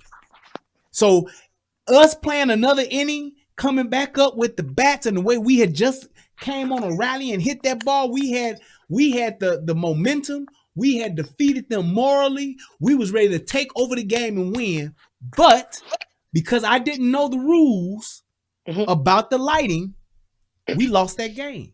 I didn't know the rules. And I was like, how y'all gonna do this, man? Why don't y'all just let us play, or at least let us continue the game? I was like, how you gonna call the game? Heron O'Neal was like, hey, brother, the rules are the rules. And it was a lifelong lesson. I'm talking about the shit some 20 years later. Damn near 30, yeah, 20, what? That was back in like 94. Yeah, shit, it's 20, 30 years later. But I learned the lesson. And from that point on, we made sure that we knew that rule book. We checked the rule book every year for changes. We had meetings about the rule book. We read. My brother, shout out to my brother. My brother Bert, dude who made these shirts, So What I'm Black, that nigga knows the Little League rule book like the back of his hand. I'm talking, will tell you a rule and then will pull the book out his back pocket and be like, see, there it is right there, Blue. Can't do that. Blue, let me talk to you. He was a master at that shit. I'm telling you, he knew that rule book. When something would go down on the field, I'd be like, Bert, what's the... He'd be like, time out, Blue. He hit that book, like, hold on, Blue, hold on. This is what the rules say. And the Blue will be like, hey, you right. You right, because sometimes even the umpire don't know the right rules. And just to translate that over into this, sometimes the police don't know the interpretation or have a misinterpretation of the law. And sometimes if you know the law, you can hold them accountable and correct them on the law. But we don't know the law. We don't want to know the law. So we become victims of it. And there is no excuse for ignorancy to ignorance. I say ignorancy. That's that shit Crumb said. Oh my goodness. There is no excuse for ignorance of the law. Yeah. And real quick, me and my mom, we went to the flea market a couple of weeks ago. Mm-hmm. And we was walking past and they had you know how they had like different shirts? They had like a Black Lives Matter shirt. My mom, she was like, "Would you ever wear a Black Lives Matter shirt?" I said, "I don't think so." Right. She was like, "Why?" Because I say black lives don't matter to black folks. Man. And here and just listen to that statement and the truth in that, because I understand that a lot of us just want to make things better for us. I totally understand that. And my thing is this. And shout out to Amanda K who hit your boy off with $20 on the Cash App. And shout out to my man Mega Mortis who hit your boy off with $25. And who was that hit the super chat? Let me see. I want to shout you out too. I ain't gonna forget you. Brass Man hit your boy for $4.99 in the super chat. Was there anybody else? Because I definitely appreciate it. But my thing is this: you have to be able to understand what you want to do. That there's always a way to do it. Yes, it is. And that's my thing with people don't. And I keep saying this. You look at the civil rights movement. You look at the just take a small piece of the civil rights movement. The bus boycotts. Mm-hmm. The bus boycotts wasn't just a bunch of niggas getting together with megaphones, going out in the streets, walking around, talking about people need to give up their houses to black folks. They live in a historically black neighborhood. Now they white. They done took the neighborhood because of gentrification. They didn't do that. They had a fucking plan. They masterminded the approach to saying, hey, how we gonna end this bus riding shit?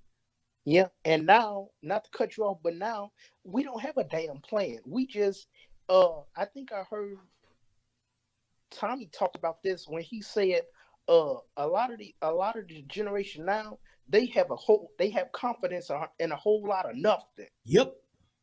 Exactly.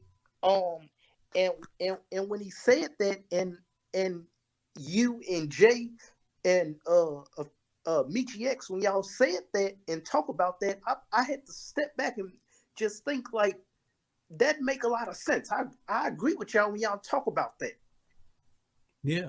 I mean, because the thing is this, you can make a lot of noise to get attention, and that's okay. Let me say that. It's okay to make some noise to get attention because the squeaky wheel gets the grease. But once you get the attention and people look and say, okay, what you talking about? Don't just come with the age-old same bullshit that's been said for generations. These racists need to stop being racist. Y'all looking at my black skin as being weaponized. That makes no sense, man. Yeah. Tell people that you want the law. Just tell people that you want the law changed. Tell people that you want the police better trained. Tell people that you have a plan on how to get what it is that you want instead of hoping that the people you say hate you, despise you, and are against you and are oppressing you, hoping that they have a solution for you. It's asinine. It's stupid. Yes, it is. And then, because my mom, she showed me a video of these two little black kids. They walking through the store, they drinking out of milk cartons. and I say that to say, how did we get so far down that rabbit hole? Right. And yeah. Yep. We got so far down that rabbit hole and then want other folks to respect us. And then now that all of this police brutality stuff kicked off, what happened is a lot of these black folks, they going up to white folks, punching them in the face and just acting crazy. Right. And I'd be like, that's not building anything. Yep. That's not building anything. It's not showing character. It's just making you look stupid. Yep. You right, man. Go ahead with your last word, brother. Okay. Yeah, real quick. How the kids and your wife doing? They're doing wonderful, man. Thank you so much for asking, man. My son is, oh man, he's amazing, man. He's good. He's healthy. He had his checkup. Everything is good, man. Thank you guys for everybody who prayed for my son, who just sent me messages saying that they were praying for us and our family, man. I so appreciate it. Thank you guys so much. And shout out to the people who supported the cyber baby shower, if you will. Everybody that did that on Facebook, I appreciate you guys so much. Shout out to my man Jason Guns, who got the shawty a few things, man. It was nothing but love. It really touched my heart, man, to have you guys just support and be concerned about us like y'all did, man. It's truly a blessing to be a part of Soto Nation, man. Thank you guys. But I appreciate that, man. Thank you so much, bro. I'm gonna move on to this next call. And real quick, my mom, she'd be like, why you call Joe Biden Shotgun Joe? I'd be like, because he be saying you got to get rid of your guns. All you need is a shotgun. All you need is a shot. Just buy a shotgun. You get a 12 gauge, you get a 20 gauge. That's it. That's all you need. Yeah, just buy a shotgun. Oh, shotgun, I got that Joe. for you. Meanwhile, your security detail got MP5s. Man, if you don't get out of my face on the internet. I know, right? And real quick, I'm going to let you go. What the hell is wrong with the mayor? In Chicago? Yeah. She's like Bane. She's trying to fulfill the destiny of Ra's al Ghul. That's what she's doing. She letting the city burn and letting it destroy itself. That's what she's doing. All in the name of political power. Hopefully everybody think that the city is messed up because of Trump and they'll continue to do what they're doing. Yeah. Or what did Nancy Pelosi call him? George Kirby. George Kirby. Yeah. George Kirby. I'm like, that's what we're taking a knee for. What's wrong with these folks? And then here's another thing. I'm gonna let you go. You notice Lori Lightfoot, she has been caught a couple of times calling other folks clowns and whatnot. Yeah. Now, if somebody would have called her gay, it would have been a problem. Oh, of course. That's a phobia. You're homophobic if you do something like that. Or here's the other thing with Lori Lightfoot. She tell everybody to stay in the house and practice social distancing, but she go out and get her hair done and say, "Oh, well, I'm the mayor." She then tells everybody, "Yeah, these people are protesting and they should have a voice, and we want all the officers to stand down while these niggas go and tear up the streets and burn everything and tear everything up." They come and protest on her block. She then puts a 20-man police detail on both ends of her block and said, "There's no more protesting on my block. So y'all can protest and tear up everything, but y'all can't do it on my block because I'm the mayor." Yeah, people been threatening me. Well, what about all the other businesses that's been threatened, other businesses that's been destroyed, the other people who've lost their lives, who've gotten hurt doing all these riots that you let the police officers, you told the police officers stand down and take and to let them run amok. Oh, that's okay. But when it comes to your block, no, we got to stop. I'm the mayor. Yeah. Hypocrisy. It's hypocrisy at its finest, man. But thank you so much, man. That's basically what they did. And real quick. No, man, you keep saying real quick, but you're not. Go ahead. Right? God damn. I know, right? And I've heard like other people call other folks coons and whatnot. I'm like, what is wrong with y'all? Oh, well, that's an age-old thing, man. Just like with Uncle Tom. It's like we call each other's names and don't even know what the name means. We just make up something and just say that's what it is. You ask the average person what a coon is or the definition of a coon, and they ain't gonna do nothing but tell you what you did, or somebody who's a bootlicker, or somebody who do what the white man say, who want to be white. That's all they say. They have no real definition. But I'm gonna tell you one more thing. I'm gonna move to my next caller. And I'm gonna talk to you next time. All right, later. Have a good one. All right. All right. Oh, that's what's up. That was a good call, man. That was a good call. Let me go ahead and bring in this guy here, which is none other than my brother. Caller, you are on the air. Tell him what he won, Bob. Tell him what he's won. What's going on, man? What's up, broski? Go ahead, holler at us, man. I almost forgot what I was gonna say because my man that nigga wouldn't get off, would he? One more thing.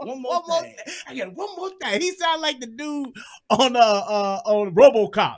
That thing's a killer. One more thing. He told that black dude, that black dude like, I work for Dick Jones. Right. No Dick Jones. Yeah. But no, man, I just want to touch on this one thing about the kid getting shot, the young man getting shot. Mm-hmm. For the people who want to dig into his background and say he did this, he was that type of person, what would you expect? Man, you have lost all bits of your mind. I just tuned in, so I don't know who said what, but I saw a few comments. Okay. It still does not justify shooting that man 7 times in his back while you're holding on to him. So going into his background and saying he did this, he did that, maybe he shouldn't have acted it. Come on, man. Wake so up. What do you think? What do you think should have happened in that situation? In that situation, first of all, they were half-ass going after him. If they really wanted him, they wanted him to stop, they should have went at him and said, okay, no, you're not gonna keep walking away. Come here. They should have apprehended him the right way. Grabbing his shirt is not how you apprehend somebody that you want to stop. So right. And mind y'all, wait, and let me preface this. Listen, my brother that's talking right now, my brother, he was an actual police officer. So he's been well trained, certified, all that stuff. So he know what the fuck he talking about. But go ahead. That right there, and you didn't see a weapon. You don't see a gun, man. Come on. And it ain't a man with a gun call. No, his gun should have been taken out. He should have been wrestling with that dude, grabbing him, throwing him to the ground, using. If he got to use excessive force, he thought that was used to save his life.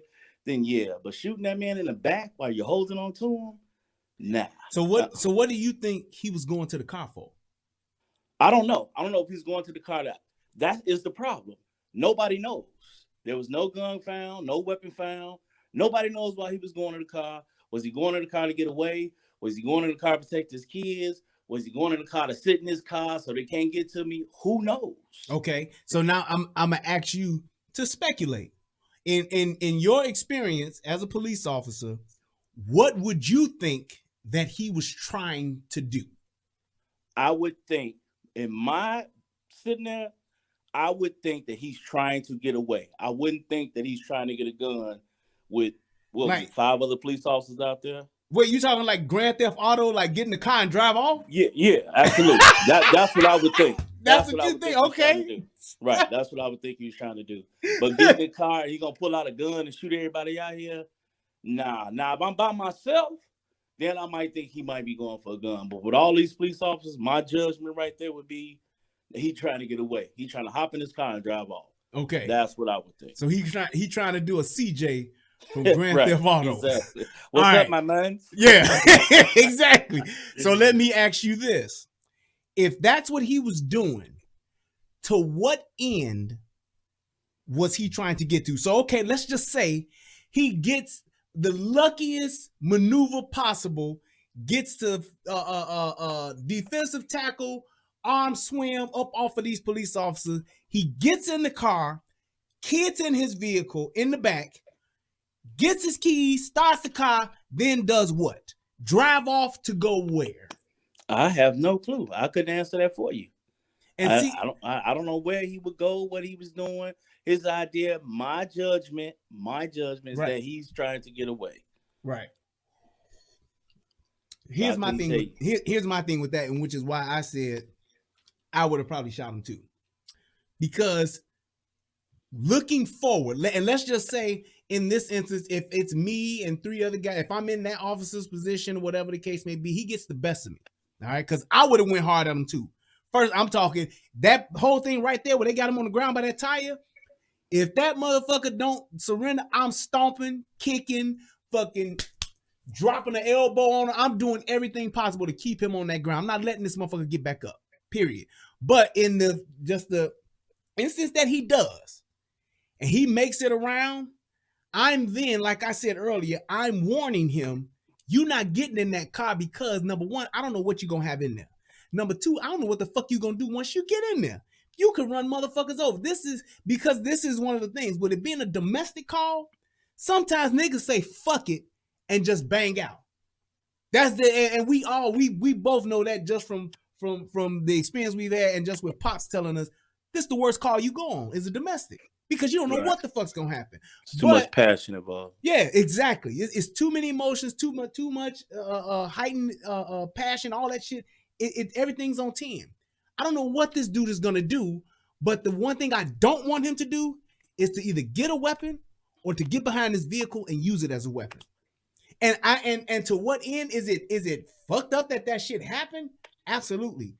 And like you said, does his criminal past have anything to do with what's happening there? No, it doesn't. It absolutely doesn't. What his actions are right now is what I think is enough to say, I'm not letting this dude get into this car and get behind this wheel. I just, in my good judgment, it would be an even worse thing to let him get to the car. I mean, to get around to the driver's side of that car and to get in it and to drive off would be even worse. Because this dude now, even though I may not have seen it or known it at the time, but now he got kids in the back. And if he going to high speed chase it, and like you said, do his CJ Grand Theft Auto thing, what happens when he's doing 95 or 97, 95 miles an hour and tries to make a sharp turn, and now he hits a pole, hits a tree, and now him and the kids are all burning up in that car? What do you do then? And I've seen something like that happen just with some kids stole a car around our crib in Michigan, and they stole it, but they were like 14 years old, hopped into a motherfucking Challenger Hellcat, took off, got maybe 2 miles down the road, drove past a police officer. Police officer saw it. What the fuck? Motherfuckers doing like, they was doing like 100 miles an hour. By the time the police officer pulled out to go after him to hit the car, to hit the lights, he saw an orange ball glowing. By the time he got up to it, the entire car was an inferno, and it was like 4 kids or 5 kids that died in that car. I remember that. You remember that? Yeah. Yeah. And it's like, dude, when you have something like that happens, people don't realize that a car can be a deadly ass weapon, man.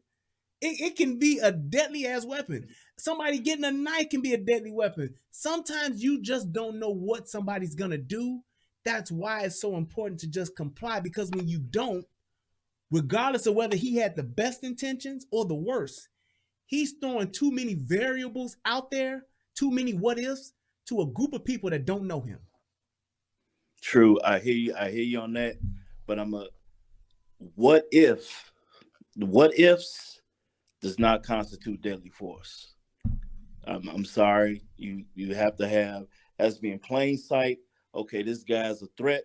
He's about to do this. He's about to do that. It's not what if he does. What if he does? It's just the risk that you take as being a police officer. I'm sorry, but that's the bottom line of this is my job. My life is at danger every time I make a traffic stop.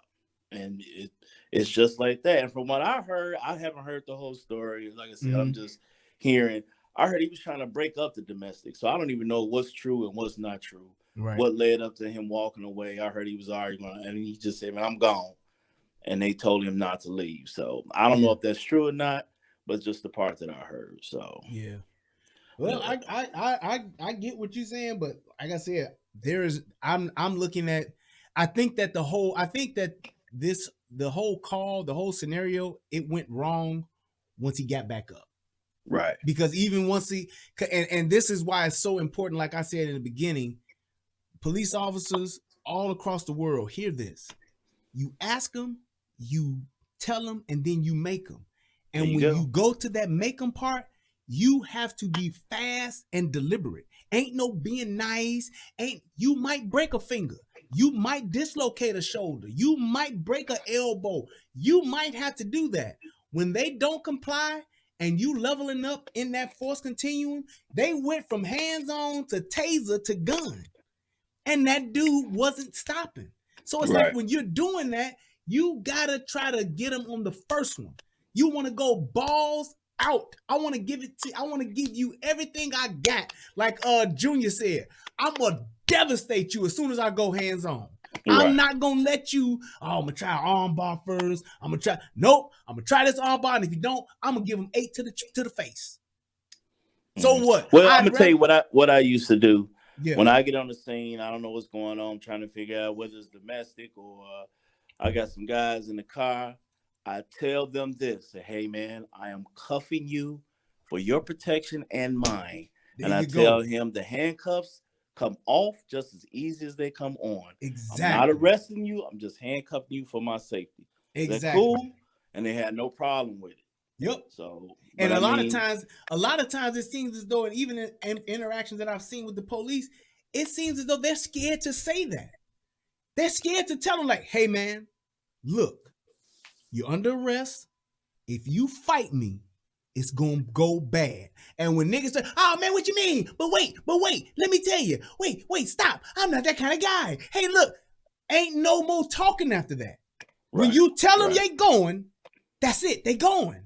That was one of the things we always said when I would go out. If I'm with Ty, we say, hey man, if you in charge on this call, if you say he going, he going. Right. If you letting them go, then we letting them go. But if you say he going, he going. Ain't no ifs, ands, or buts about it. That's it. And ain't no arguing. Ain't no, let me talk to you. Let me see. Well, let me explain to you. Well, no, the judge has said that I didn't have to come back. Hey, man, I got a warrant. Look here, buddy. You're going to jail, man. You can straighten it all out. I'm not here to straighten it out for you. All I'm here to do is to enforce the warrant. That's it. Right. And the police, they need to realize when you show up to domestic, you're not there to settle the domestic, to find out what happened. You're there to end it. Hey, man, look, but I don't want to hear it. I don't care what happened. It's time for you to leave. You got to walk away. Hey, that's it. We're not arguing. It ain't none of that. Okay, so what did he do? And then what she? No, man. Right. In the domestic, in the situation, stop all that hollering. Hey, you got to go this way. Take her in the house. End all of that. Yep. But, officers want to sit and they enthralled. They want to hear what happened. They want to hear the drama. And no. it's okay it's okay to do that. But you first, hey, who's involved? These two, hey, put him in cuffs, put her in cuffs. Well, I did. Shut the fuck up, or you going to jail. These are just cuffs. Right. That's what you tell them. And you get, like you said, you get them in cuffs. Now I got you in cuffs. Now we can talk for the next 2 hours. Yep. Shit, if you want to talk about it, you can cry. And at the end of the day, y'all can turn around and be back in love and say, I ain't pressing charges. I ain't pressing charges neither, baby. I love you so much. And hey, it is what it is. It's on me now to let you go and say, look, man, you got to go for the night. Come back tomorrow or whatever. Or look, I'm going to take you in. We let you go tomorrow, man. It is what it. That's what we're going to do. But first thing I'm doing on the domestic, put him in cuffs, put her in cuffs. Now tell me what happened. He hit me. I hear you, but put these cuffs on. That's it. It's like, because when you have people, and people don't a lot of police officers don't understand this either. When you got too much confusion going on, yelling and screaming, you got to be the one to stop that, because if you don't, you ain't doing nothing but giving them more time to think of more fuck shit to do. Right. Plain and simple. But And I just got a couple more things. I ain't gonna take. Oh, go ahead, man. Time, like my man said. Yeah, you good, man. You good. Well, what he said bothered me. He said, man, I saw 2 kids walking around drinking out the milk carton, and man, come on, man. You know how many times I've seen white folks, Mexican, black people eat? I do it. I drink my little Simply smoothie while I'm walking around the cart. And then he said, oh, they walking up to white folks and to punch them, and that's just out of character. I hate to say this right now, but motherfucker, white folks been out of character for a very long time. Been doing shit to us that's out of character, way off the meter, for lack of a better word. So him saying, man, we got to do better. Man, everybody got to do better, but white folks got to start doing better from the shit that they doing. So, bottom line. So let me ask you, my opinion, my judgment. That's a valid point. So let me ask you this: why do you think they do that? Why do I think who does what? Why do you think you said white folks have been out of order for a long time? Why do you think that? My opinion, my judgment, and I keep saying because it is my judgment. White folks they think they're gonna lose power. So you saying that they are in power? Yes, they are in power. Okay, so if you in power. And you're doing whatever you want, you doing it your way, you Frank Sinatra and the shit all the way, then what do you think as black folks, what do you think we should do? Man, we got to get our asses in a position to take the power away. It's fucking, judges, lawyers, senators, congressmen. So can we got to get in the power position. Can we do that saying they do it too? No, we can't do that. They do too. But I'm saying my point was not to do what they've been doing. I'm saying don't point it out. Don't make a reference. Man, look at them. They shouldn't be doing that. And you're not doing the shit on the other side. That's all. It is you pointing out 2 black kids drinking out the milk carton in the store. And you ain't never seen no white folks do it. Come on, man. That's not some mute point. Why is it even a topic of discussion? But That's my point. it's a judgment and an opinion, just like how you had. Right. And the thing is this: when we're talking about what we're doing and the way we're doing it, if we're the ones that's trying to gain leverage or trying to gain power, we can't necessarily go about it doing it the way that we see the people who in power have it. We can't, you can't act like you a chief, or you can't do what the chief do, because you're not a chief. So what you do and how you carry yourself and what you say, that matters, especially when you ain't the one that's in power. Just like being a broke person and being a rich person. A rich motherfucker gets away with a fuck ton more stuff than what a broke motherfucker can do. Absolutely right. So if You're I'm the absolutely broke right. motherfucker, if I'm the broke motherfucker and I'm trying to get the power that a rich motherfucker has, then I can't do what the rich motherfucker does, because I'm gonna get stopped and I'm gonna get called out. And I think what you're saying brings up a very good point of saying that when I get to that point to where I think I can act like them because the way they acting, even though it ain't right, it's still the way that they acting because they doing it too, then now I'm putting myself in a position to where I'm gonna get fucked with, or I'm gonna get talked about, or I'm gonna get held accountable way quicker than the rich boy would, because of me not being rich. Right, but that doesn't make it right. That's all I'm saying. Well, right or wrong, absolutely right and wrong. That's a whole nother ball game. But what I think what the guy was saying, was pointing out, is just that there is a image, there is a consistent narrative that we have, and it's put to the forefront because it ain't all us, but it's a good enough number and a good enough size to where it can be generalized as us. Because we weren't always like that. We've gotten to that point, and I think that the milk carton thing, may be a little bit petty.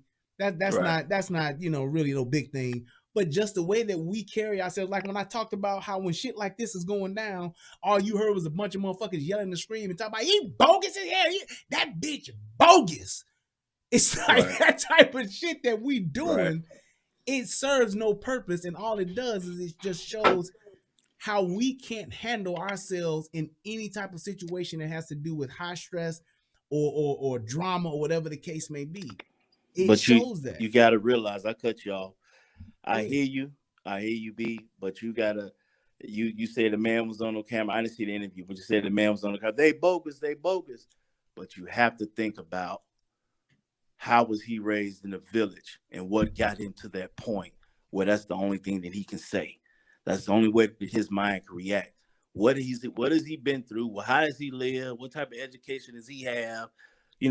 What did his parents do? Blah, blah, blah. What role did he play in the system to get to that point where the first thing come out of his mouth is some hood shit? That's bogus. That's bogus. Here, you know what I'm saying? Just listen. It's only like 20 seconds. Just listen. Right. Mom, get back! Mom! Mom! You have to get back! Get my son! Get my son! Come here, TJ! You a bogus bitch! This bitch is bogus! You a bogus bitch. That bitch bogus. And here's my thing. I understand what you're saying, but if I was raised in the wild and I'm brought to civilization, if I get hungry and I go into a store and just start eating shit and tearing shit up and yanking shit off the shelves and just biting into it, I may be acting that way because I don't know any better, but that still doesn't absolve me from the laws and what's right and wrong in the society that I'm in. And I think that's what we have a problem with, is that there's plenty of things that have happened to people, that happen to not just black people, but anybody, that dictate because of the environment you're in or how you behave. That still doesn't excuse you from the laws of society. Not necessarily breaking the law, not necessarily saying what you did was criminal, but there's a certain social construct that we have for a reason, so that we can actually govern ourselves. Because if we don't, we have chaos, which is what you see here. And we think that chaos in a lot of instances is okay because of how I was raised, because of the environment I'm from, that may be your response, but that doesn't excuse the response that you have. That's true, and her response is not the correct thing to do, but that's her emotion. That's what she expressing at the time. That's what she's felt. That's what she's feeling. And like I said, we don't know background history as to how they were raised and what was going on. And you're absolutely right. The laws have to be adhered to. But when, like I said, the way you grow up, the way you raise, man, is so important when a situation like this comes up, man, and how you think and then the choices that you make, that shit goes back, man, to your family and the way you raised, and it's a serious thing to me. I just feel like, the path that your family has put you on can fuck you up for life, especially if you make the bad choices. With that being said, what do you do when you're in that situation? Because that's what you just explained is essentially a large number of Black folks that's in urban areas, and the fact that they are in that predicament right now, and their behavior, their actions that are going to continue because of their environment that they're raised in, from their families, what happened to them and all that stuff. What do you do, or how do you approach that person to where they can actually function in society so that they can have equality, justice, fairness, the same things that I have access to, they have access to? How do you get them to the point to where they can actually function in the rest of the normal society that we have? I know a lot of Black folks don't want to hear this, but even myself, a lot of us need therapy, man. A lot of us need to go take care of them daddy issues, mommy issues, or whatever happened to us when we were little. We don't deal with that shit. We put that shit on a little shelf way up in the back of our head, and then till some shit happens and it triggers that shelf come tumbling off the wall, man, and the books start falling, and the shit is banging in your head. You want to let that shit out, and that's a problem. Black folks, man, we need to start going to therapy. We really do, to deal with the shit that we got going on. Because if we don't take care of that shit, it ain't gonna go away. Right. You can suppress it, you can put it away for a little while, but it's something that's gonna come tapping on it, and it's gonna bring that shit out. And you're gonna let that shit out, man, and you're gonna go crazy.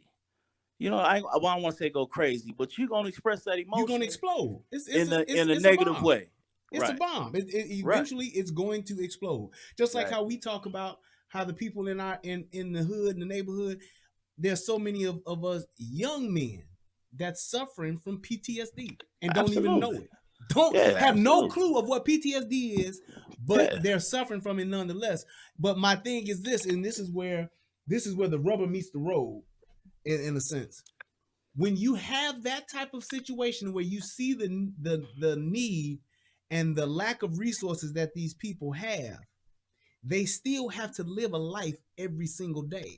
And I think that one of the things that I believe, as far as the first aid, if you will, it's like if you see a wound, there's an initial reaction that you have to take to it. If I see blood squirting out of a limb or something like that, the first initial thing I have to do is acknowledge that there's a wound.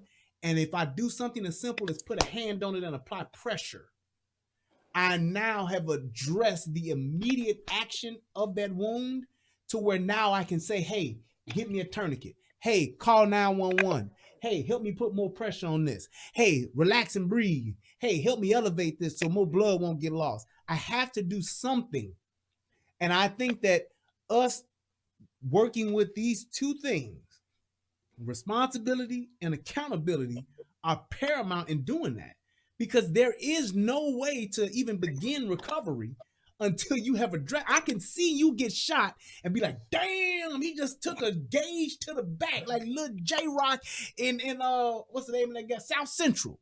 Right. That's fine. You done took the gauge. I could be recording it, but if I'm going to help you, I have to not only get to you, I got to put the camera down, get to you, Yep. and I have to start addressing that wound Yes. immediately. Yes.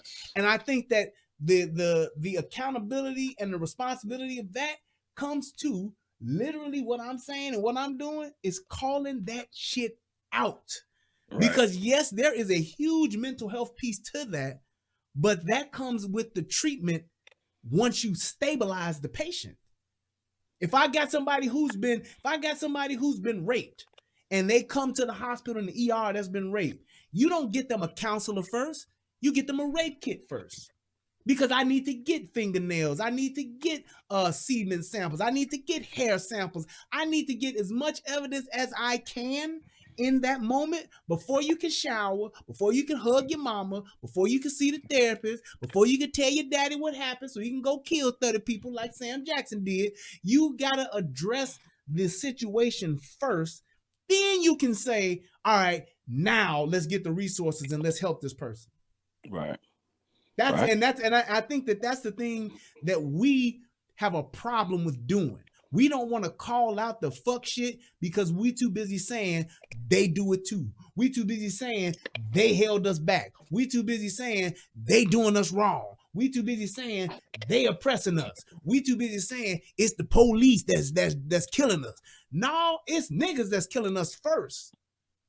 It's niggas that's killing us first. So what's like, why not go after that immediate thing that we see that's affecting us the most directly and say, let's seize this first. Let's get our hands around this first. Then we can call and say, hey, you see them motherfuckers over there? Go stop them motherfuckers while I'm holding on to this wound. Go stop that motherfucker over there. Go get this person something so I can help. But right now I got to choke this motherfucking wound right here to stop the initial impact of what's happening. Right. Well, it's the I don't like the analogy to use, but just these people holding these cameras, man. It's the lack of empathy. Here it is. You're watching this, and you're still filming people fighting when they beat up the homeless guy. People are filming it. You know, they knocked that old man down, man. He's homeless, and you just step off the L and punch him. And people are recording it. Yes. Not helping the guy. You know what I'm saying?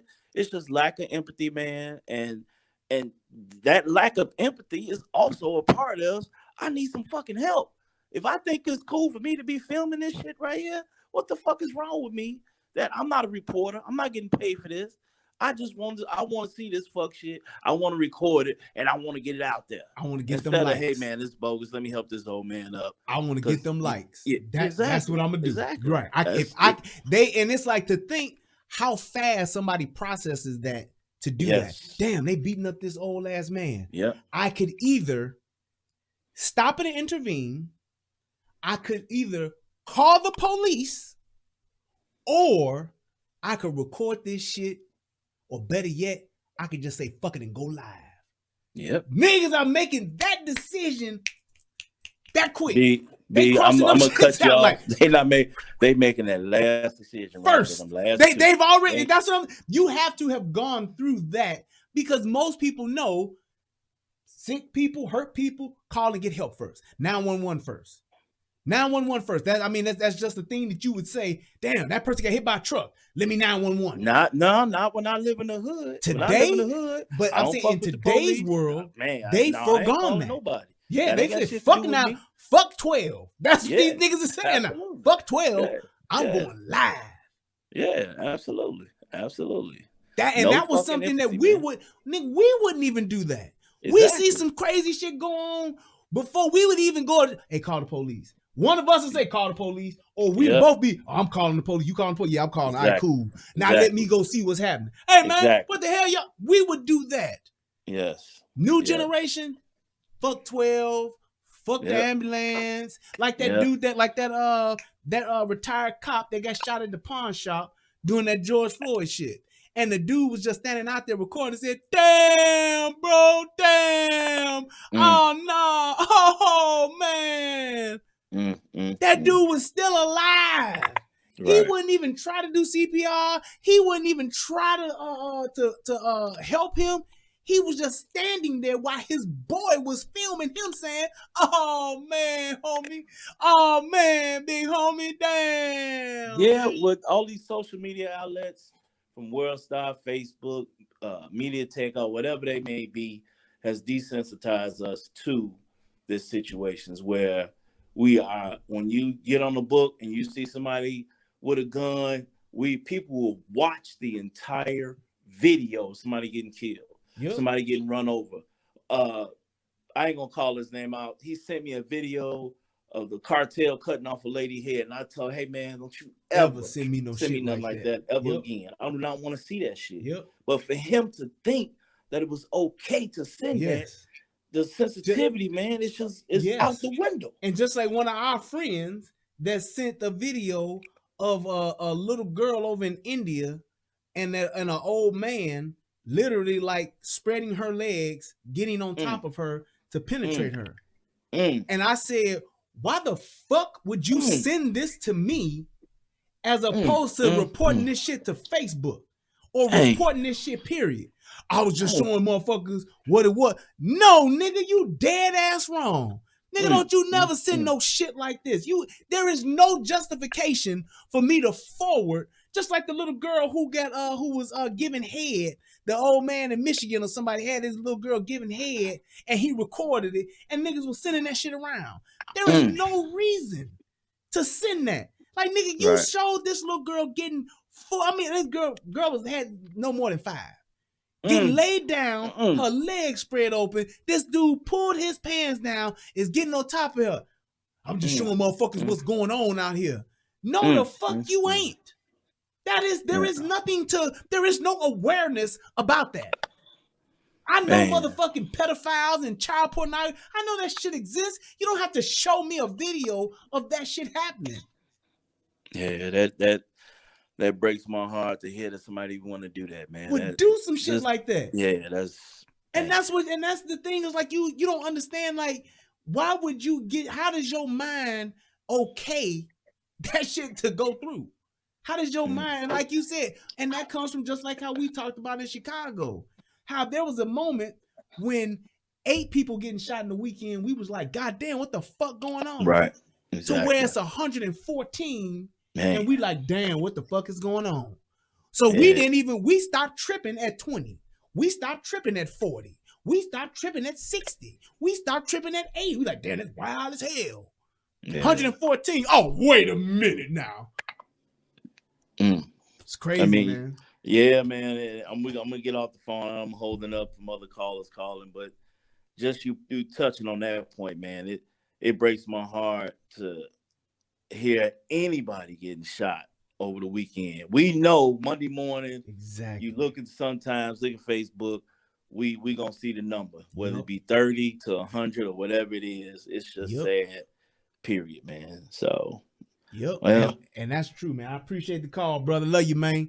All right, man. I like you rocking that shirt, man. Hey, brother, I got you, man. Hey, a couple of people asked about it, man. They like the shirt. If you want the shirt, all I gotta do is inbox me at Bert Redmond on Facebook. I'm setting up my online store. It's in the process. A little bit more difficult because I'm doing it on my own. Right. I ain't got my pockets ain't lying like everybody else. So. Hey, man, just start out with an email, baby. Somebody there you just go, to get man. in touch with you. That's there it. You go. So go ahead. Tell them one more time where you can get the So What on Black t-shirts, what they need to do. You can inbox me on Facebook at Bert Redmond, or you can email me at herbertredmondjr@gmail.com. My name is spelled just like my brothers. There you go. Love you, man. Kiss baby Patrick Mahomes for me. I will, man. Love you too, bro. Kiss Destiny and everybody. I shouldn't have said her name online. I don't know if people know. But my niece. All right, man.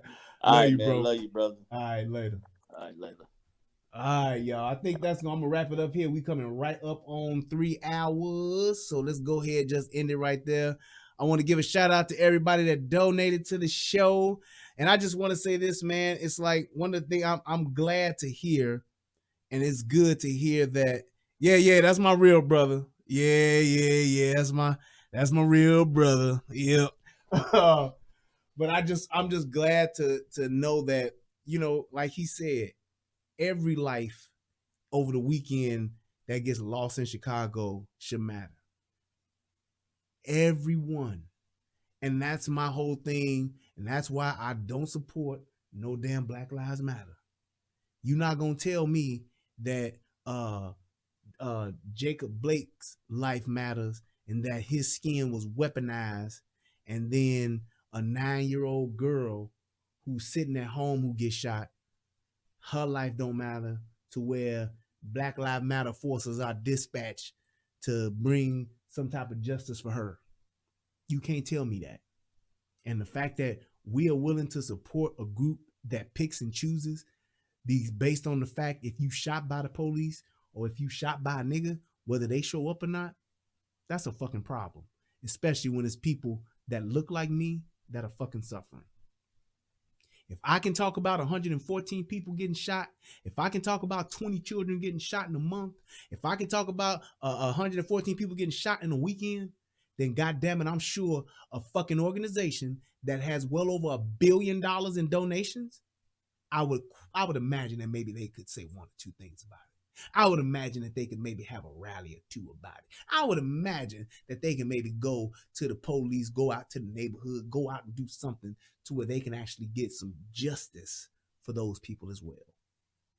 And if you think that that's okay, it's America, man.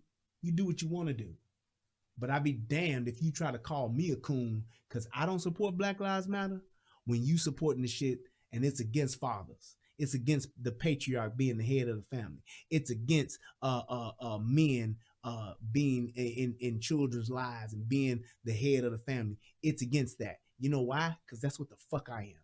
So any organization that's not for my people, that's against me as a man, then all I have to say is, fuck you. But with that being said, I just want to thank everybody for the show. This was a great show, man. Right at 3 hours. I think we really got a lot discussed, a lot broken down. And I think we actually made some headway. We had some good callers, even though my man DJ Matt was like a one more thing, a one more thing, a one more thing, and a one more thing, a one more thing, and a one more thing, a one more thing, and then a one more thing. It was all love, but that was a great show. I enjoyed it.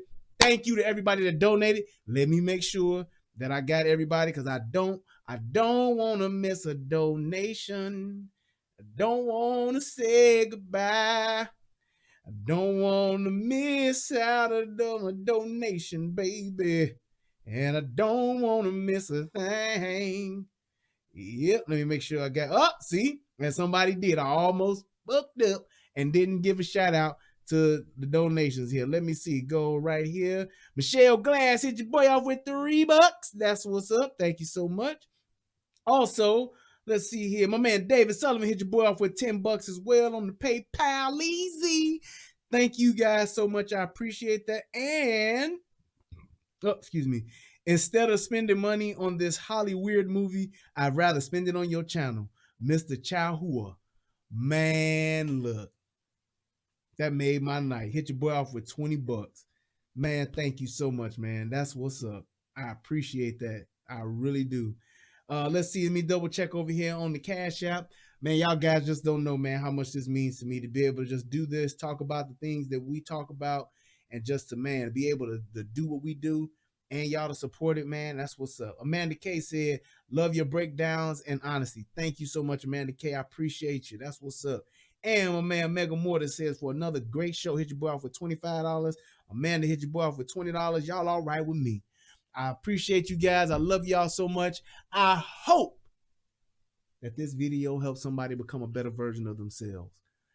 And also, as the United Guns of America, click the subscribe button, click the like button. In United Guns of America, we always say it's better to have it and not need it than to need it and not have it.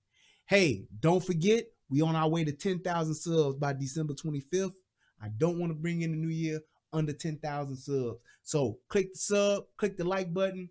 Thank you guys so much. And black folks, if y'all don't get shit else from this show, just comply. Go to jail.